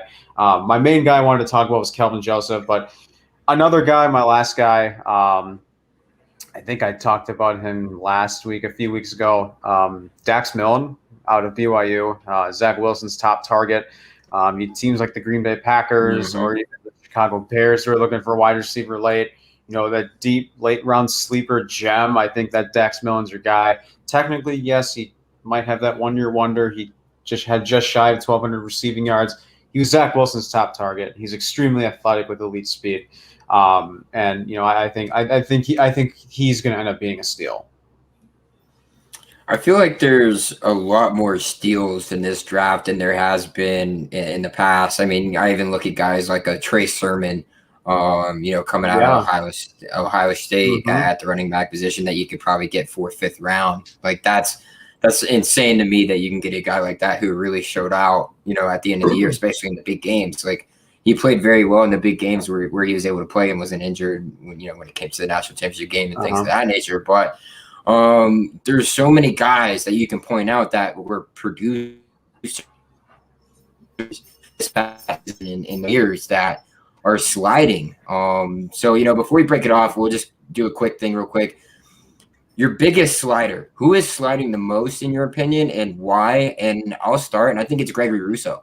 I think Gregory Rousseau is sliding more than anybody else in this NFL draft, primarily based off the fact that he did opt out and that Jalen Phillips was able to fill in admirably at his position once he transferred from UCLA. Gregory Rousseau, yeah, he had the numbers over Jalen Phillips, but when you look at the tape, Jalen Phillips was able to produce at a much better rate and do the things that he needed to do from the defensive position other than just get sacks. Seeing that, I think that brings in a lot of questions for Gregory Rousseau. Is he really in it, for the long haul? Is he really going to bring it every snap? Is he going to be able to do this on a regular basis? And I think that's kind of why he's sliding. So, I mean, that's one of those guys that I think is probably one of your biggest sliders. If it's not, then maybe you can look at a corner like Caleb Farley just based off of the opt-out as well as the injury history and things of that nature. But we'll see what happens with that. But I think Gregory Rousseau ultimately is the biggest slider. Yeah, I agree with that. One of the biggest sliders that I thought of, from going into this season now is Shaun Wade. It's not just Shaun Wade. That secondary at Ohio State got exposed like 2-3 games out of the season, two of which I had mentioned earlier in this episode against Northwestern and Indiana. But Shaun Wade got beat against guys that were smaller than him. Guys like Devontae Smith, like he got beat in the national championship game. And I had mentioned the interesting aspect of Jordan Reed of the Draft Network bringing up the idea of him staying back and potentially playing a safety role in college or back at OSU for his final year. This is the biggest draft riser or draft faller, in my opinion, because a lot of people going into the season, he was viewed as his top 3 corner in the draft, like coming into this season, and then he just huge disappointment. And I don't think he's getting drafted in the first 3 rounds. I think he's going to be a day 3 pick. I think he'll be in the 4th to 5th round range. And at that point, if he falls to the 3rd, potentially even the 4th round to the Green Bay Packers, I would take a gamble on him. I wouldn't mind him, especially at that position. I think he's still going to have decent value at his position. But I am very, very surprised to see how much he has fallen. I'm going to go Micah Parsons. I think he's one that the opt-out really hurt. And Penn State's performance this season did not help him at all, which it seems kind of contradictory because he didn't play. But I think the fact that he opted out and the team performed so poorly does reflect back on him. And he was projected top 5 pick before this season, and then he didn't play. And I mean, he's at number 8 on the rankings, overall prospect rankings, and I'd be surprised if he goes top 15. Which part of that is what teams are looking for and what the perceived drive is. I think this draft is first round especially, is going to be very QB heavy.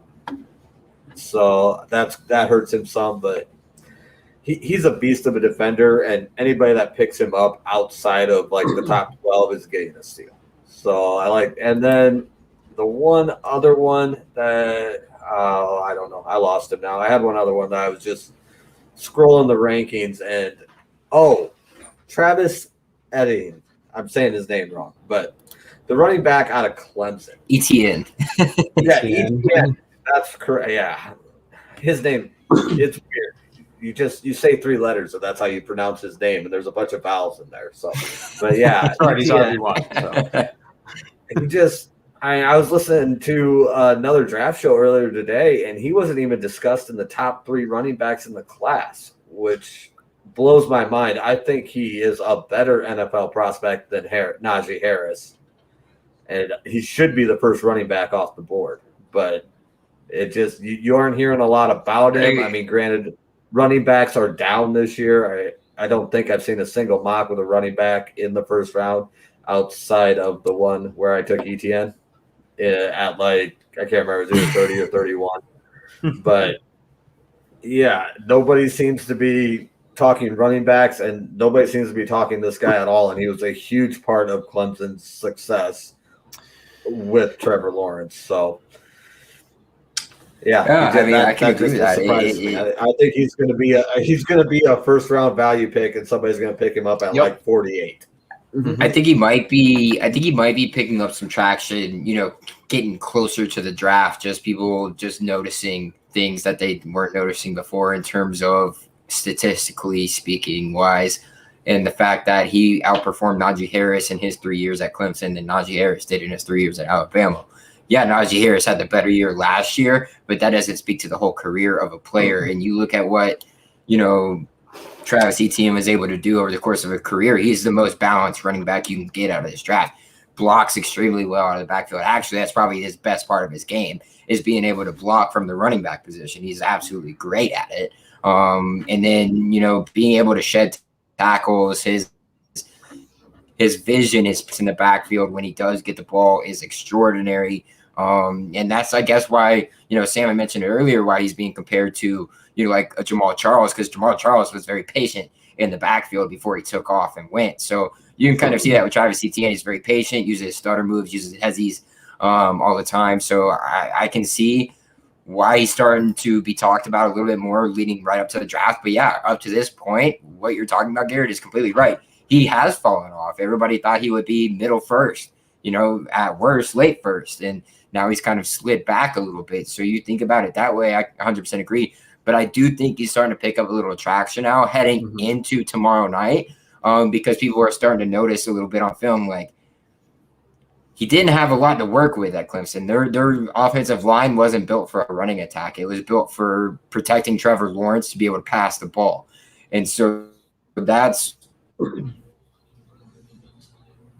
something he had to deal with. And, showing he had the best yards after contact for running back in all of his 3 years in college. He had best, yards after contact this past season too, even over Najee Harris. So, I mean, it's just pretty incredible that nobody's really talking about him, because he's not really one of those guys that is flashy. He's not a flashy running back. He's not your Chuba Hubbards. He's not your Najee Harris who's just going to jump over somebody, or you like back to Chuba Hubbard. He's not going to just outrun you. Travis Etienne is your all-around back that you really want from that position in the NFL. So I think somebody will grab him earlier than we expect ultimately. But yes, he has been sliding throughout this whole draft process up until this point. I think up until today, today is the first time that I saw him start to move back up. I'd be curious to see who I haven't seen him fall past 3. I saw one. I think it was from Pro Football Focus. Someone had Javonte Williams at 1. I'd be curious to see what you looked at, Garrett, that had him not even in the top 3. 1 and 2 had to have been Najee and Javonte Williams, right? Yeah, and I can't even. I think they had Hubbard in there, and it just it was a one. It's a one-off. I didn't do a whole lot of digging into it. I was listening to a draft show, no free ads, so I'm not going to tell you who it was. But I was listening to a college sports show talking about the draft and talking about running backs. They were discussing who would be the first running back off the board, and his name was not mentioned. And I just started thinking about it, and the mocks that I've been involved in a 5-round, a 3-round, and a 1-round mock draft over the past 2 weeks. And outside of myself, nobody, when I picked him up, I can't remember. It was either like end of the first or start of the second. I picked him with the Bengals with their 2nd-round pick in one of my mock drafts, because I thought it'd be a solid pick for them, because he's a great running back. And people in the chat were blowing me up about, like, what are you doing going running back so early? And it's like, this guy's I think he's the best all around. I think he didn't have the best stats, but I think he's the best blocking back and the best catching back and the best package back. I think if he would have entered last year, he would have been the best running back in the draft. Like yes, I love Jonathan Taylor. He would have been better than Jonathan Taylor. And I think if the Chiefs weren't picking at 32, let's say if the Chiefs traded down, I don't think Clyde Edwards-Helaire to be a 1st-round pick. The Chiefs picked Clyde Edwards-Helaire because Andy Reid fell in love with him and the way he was able to fit in his system. And, we saw flashes of improvement of, the vision of Etienne, because that definitely was something that, we saw a little bit more of Chuba Hubbard in. And, 2 seasons ago, I think it was 2019, I've also never been a huge Chuba Hubbard guy. I don't think he's top 7. at all. I mean, I put him in the 8 to 10 range. He's top 10 easily, but I think he's in the 8 to 10 range. I don't think he's getting drafted in the first 3 rounds. I think he'll be in the 4th to 5th round range. And I don't think he's a 1 year wonder. You want to talk about a running back that, had a 1 year blew up. Everyone thought he was his first round talented running back. And then he was kind of up and down. You didn't see a ton of them. But at the same time, Oklahoma State, you also didn't see like Tylan Wallace a lot of, but he also has injury concerns. But yeah, I mean, I think it's Etienne, Harris, Javante. I had Sermon at 4, I think. But the thing with Sermon, I think Caleb brought up Sermon. If he wasn't utilized the right way until the college football playoff. So like think if Ohio State would have unlocked his full potential, because I don't think his full potential is like fully unlocked. Or if it was, they didn't fully unlock it until the college football playoff. So think like his performance throughout the college football playoff, if he would have done that all season with Ohio State, and Ohio State would have unlocked that very early on in this past season, I think we'd see Trey Sermon drafted in the first 2 to 3 rounds. Yeah, I think the one other thing I heard, they had Sermon up there and also Carter, the other half of the two-headed beast, and they never mentioned him. And yeah, and I did not research this at all. When you said who's going to be the biggest slide, I literally pulled up the draft ranking prospect. It was scrolling through the list, and it's like nobody's been talking about this guy. Like, where? Well, it's probably because he is just so well-rounded. Like he is just an overall well-balanced back. So you don't really talk a whole lot about what he can do. You try and find the deficiencies that he has. Because when you're a well-balanced back, the type of back that he is, there's not a whole lot to dislike. So you want to try and nitpick rather than, praise in a sort of sense when it comes to all these other running backs. So that's kind of where you can see him slipping because he just does everything right. You can't be like, oh, he's going to explode when he gets to the NFL. He could. We don't know that. But from what he's shown us in college, he's next to an all-star caliber quarterback who everybody has said is going to be a once-in-a-generational type of talent. And then he's able to do what he's supposed to do, keep him clean, do what he's supposed to do, get a first down, block, run routes, catch the ball out of the backfield, do everything that he's supposed to do, and he does it. And so you still slide because of that. Like it's hard to, put him at either arena, like either a riser or a faller. You're just kind of sticking. You're sticking where you're at because that's where you're at. And depending on where everybody else goes, that's going to depend on where you fall in the draft. And that's unfortunate for him, because there have been so many risers and a lot of fallers in this draft. So you don't really know where you're going to end up as that type of prospect. If he doesn't go late first round, he will definitely go early second. I will say that.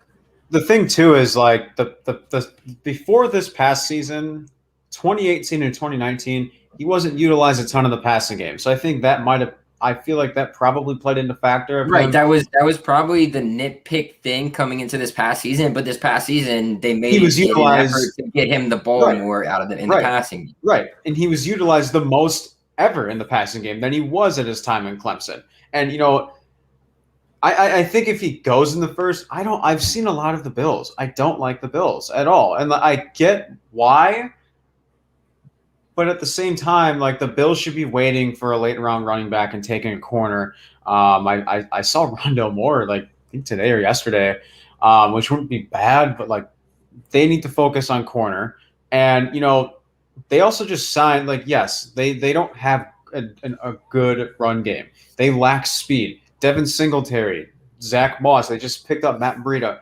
You don't need Travis Etienne, especially at the 28th pick or 30. I think it's 28th pick. A lot of people love Najee to the Steelers. I like that a lot. I love Travis Etienne to the Atlanta Falcons. With their early pick, I think they've got the first 5 picks in the second round. I love that a lot. Like they signed Mike Weber. They don't have Todd Gurley anymore. Etienne comes in. He's capable of handling the workload. I love it. But yeah, I mean I like that pick though, Garrett, as a faller. I like that. Yeah, and just looking at his Yeah, stats real quick. Yeah, 1,600 rushing yards in 18, 1,600 in 19, shortened season in 20. He was at 900, averaging 7.2 yards per carry on his career and 11.3 yards per reception. Put up 600 yards in the passing game in a short season. And he definitely, I mean, he had 11 more catches in 20 than he did in 19, and that was a shorter season. So definitely showed out on the receiving side. And I think with running backs, with the shelf life, it's kind of opposite of QBs, with quarterbacks and receivers. With quarterbacks and receivers, longer career in the NFL, you can take a risk and draft somebody with a higher ceiling. Sorry, that's me, stupid ESPN. Yeah, but you can draft a guy with a higher ceiling at the QB position and develop him. With a running back, I mean, he's everything you want. He's at his floor and his ceiling are pretty close. And he's going to come in and he's going to give you 6 or 7 years of being at that level, and he's going to be great for you. So, yeah, draft him high. Yeah, I couldn't, explain it any better. I mean, that's what it is when it comes to Travis Etienne. But real quick, before we get log off, it's been a long show. I know you guys have other things to do. Matt jumped in real quick, said, what do you guys believe lowest Justin Fields will fall if he's not selected at 3? I think the lowest he will probably go is probably 20. If he's there at 20, I think the Bears take him. I don't think he goes past that point. I will be cracking champagne if he goes at number 20. I just think that's the latest he will go. If he falls past 3, that'll be the late. I don't know how far I'd have to drive because I live in the middle of nowhere to find a bottle of champagne. But if they get Fields at 20, I will go find champagne. Are we talking? I think that's the latest you see him going. Are we talking like not counting trades? Say no trades happen. Because I mean, just based off of the information that we have right now. So, if there's no trades, I'll say 15 to the Patriots. If there are trades, I'm going to say 9. I don't think he gets past the 9 spot either which way. Right. I don't think he's falling out of the top 10 either way. Yeah, I don't think that's the case, but ultimately, if he were to fall, I think the latest he would fall is probably 20, because I think the Bears are the one team that would say, nope, he's not getting past us. So, at that point, you have to take him. So that's why I'm saying that. But I think he ultimately goes top 50. Yeah, I think if he's there at 9, the Broncos take him, Washington football team takes him, or the Bears take him at 9. Like, I don't disagree with you that the Bears won't let him buy. And I think if he's available at 9 and the Broncos don't want him, they'd be idiots not to trade that pick to either Washington, the Patriots, or the Bears. Because one of those 3 teams will move up to get him at 9. I think another team to think about trading out for more capital because they're not going anywhere is the Detroit Lions. And I think the Detroit Lions should be taking calls for that 7 pick, especially with this quarterback class. We could see heavy quarterbacks going early. Like Lawrence and Wilson are basically locks at this point. But we could very well see, Lance Jones and Fields in the top 10, or just Lance and Justin Fields. Because, depending on who the Niners take, if it's Jones, if it's one of those 3, I think we're going to be seeing quite a few trade-ups. And I think the Lions should be one of those teams to, listen to calls for trading down. And my cousins put this tweet in our group chat like a few weeks ago, shortly after the Dolphins traded for the 6th pick. And it was on a podcast that it was a tweet from, and it said something like the one of the big reasons he thinks the Dolphins traded up to 6 was to make teams nervous, and that's their strategy of scaring teams and not knowing who they're going to take. I think if he's there at 6, I think they should go Kyle Pitts, but yeah. Yeah, just looking at the list, I think the top 6 are probably locked in. They're going to take their picks, with the exception of maybe Atlanta. But 7, 8, 9 should be on the phone talking if if and what, if this happens, then you'll give me this possibilities with multiple teams right now, because the Lions don't need a QB. The Broncos, whether Carolina, there's rumors that they're going for a QB. I personally think that's more of a smokescreen to drive up trade packages for that pick. I don't think you give up what you gave for Sam Darnold and then turn around and draft a QB as young as Darnold is. Because is Darnold a year younger or the same age as Trevor Lawrence right now? I think he's a year or two older. He is older because I think Lawrence is only 20. There's a QB in the draft class that is the same age as Darnold right now. Like, the kid's young. I think people forget how young he is. Yeah. I think people forget how young he is comparatively because he's been in the NFL for a couple seasons. But he's still a very young guy. And the Broncos, if you're going to ride Bridgewater for a year or look to pick up a QB in the later rounds, there's no reason to sit at number 9. You can get your guy later. Get some more capital. Trade for that 15 pick, trade for the 19 pick, trade for the 20 pick, plus whatever else these teams are going to give you. I mean, the Bears are in the worst salary cap position out of any team in the NFL per a headline I read today. So I'm not sure if that's 100% accurate, but they are not in good shape. You could probably pick up defensive pieces along with draft picks. You could probably pick up starters with draft picks from the Bears to get into that spot if the right guy's available. So I don't see any of the with the exception of Jones. I personally wouldn't trade up for Jones. So if the Niners go Lance and then somebody else takes Fields, I could see Jones getting down to like 15, 19, 20, that stretch. But I think if Fields is available in that 7, 8, 9 stretch, somebody's either going to take him or trade out so somebody else can get him. Yeah. Man, we went over a lot tonight. Garrett, I mean, thank you for coming on, man. A lot of insight, into not only the Bears, but everybody else, sleepers, things of that nature. Thanks for Michael for joining us too later in for the short amount of period of time he was able to. Fully slam-packed show, guys. If you're able to tune in before tomorrow. It's uploaded as possible tomorrow morning up for you guys so you can pay attention to what's happening, what's going on in the draft leading up until it. Tomorrow is going to be nuts. We're all looking forward to it. I think we can all agree right here that we are very much anticipating the NFL draft tomorrow and are expecting a lot of different things to go on in the first round, especially after that number 3 pick, depending on what the 49ers decide to do with it. We are all very excited.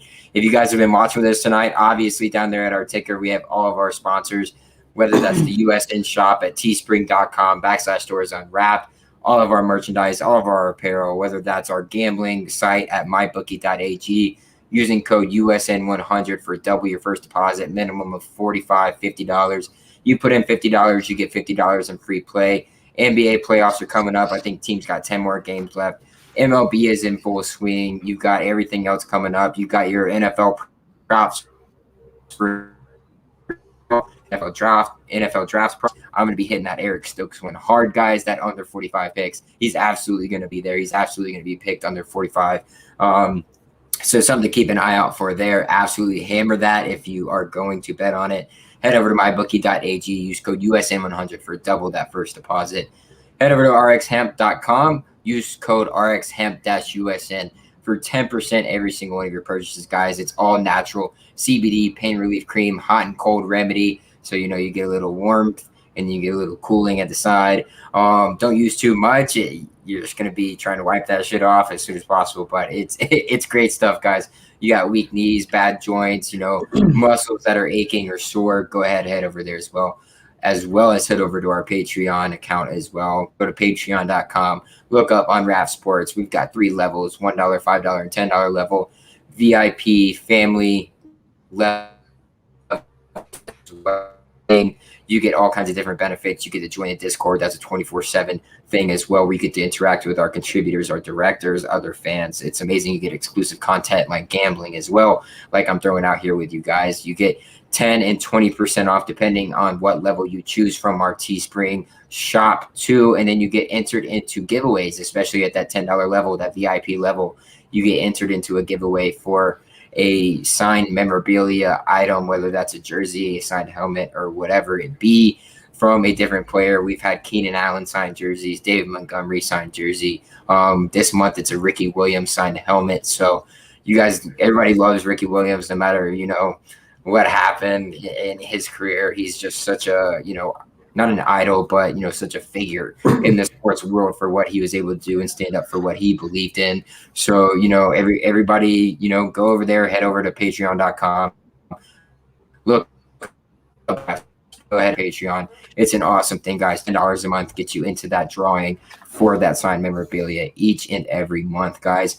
We appreciate you guys for coming on. Again, my name is Caleb Skinner. I'm one of the main co-host here for Saturday Standouts. You can follow me at CHS Null. Usually I'm keeping it blunt at 9 o'clock on 9 o'clock Eastern time on Wednesdays. But, my co-host Perry, also the founder of Unwrap Sports, was unable to make it tonight. He got called in for an emergency work situation.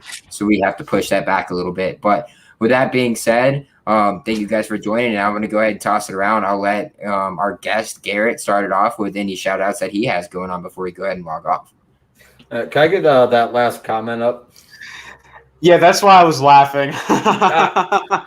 Thank you, Matt. And here's your daily reminder. I apologize, Sam, because this is not directed at you, but here's your daily reminder that your team has had Hall of Fame quarterbacks under center for 30 years and only won 2 Super Bowls. So I'll take the $10 million to Andy fucking dog.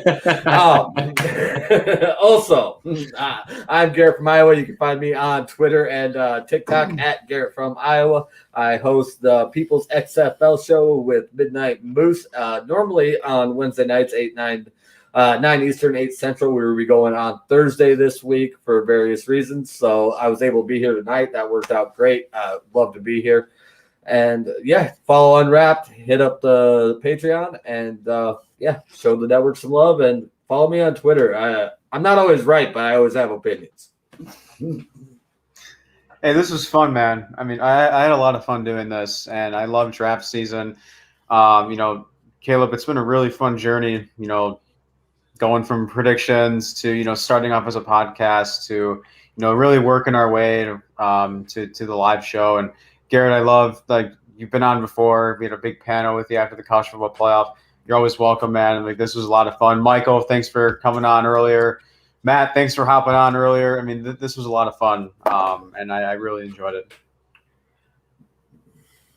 Yeah, it's amazing the growth that we've been able to show. We started off this not really knowing where we were going to, move towards, but we've hit a whole array of different things, from covering the college sphere during the college football season, being able to get you guys these players and, put their names out there for you guys during the season. And now leading up here into the NFL draft tomorrow, it's been a year journey. Honestly, we're coming up on a year of this podcast. It's been exciting. I wouldn't have wanted to do it with anybody else but Sam, because I don't know if I would have had somebody who is as college feared as I am, be able to do this with me because of the level of NFL expertise that Sam is able to bring to it, and the needs and the wants and, all the ins and outs of the NFL world, because I don't necessarily get it all. Sam does.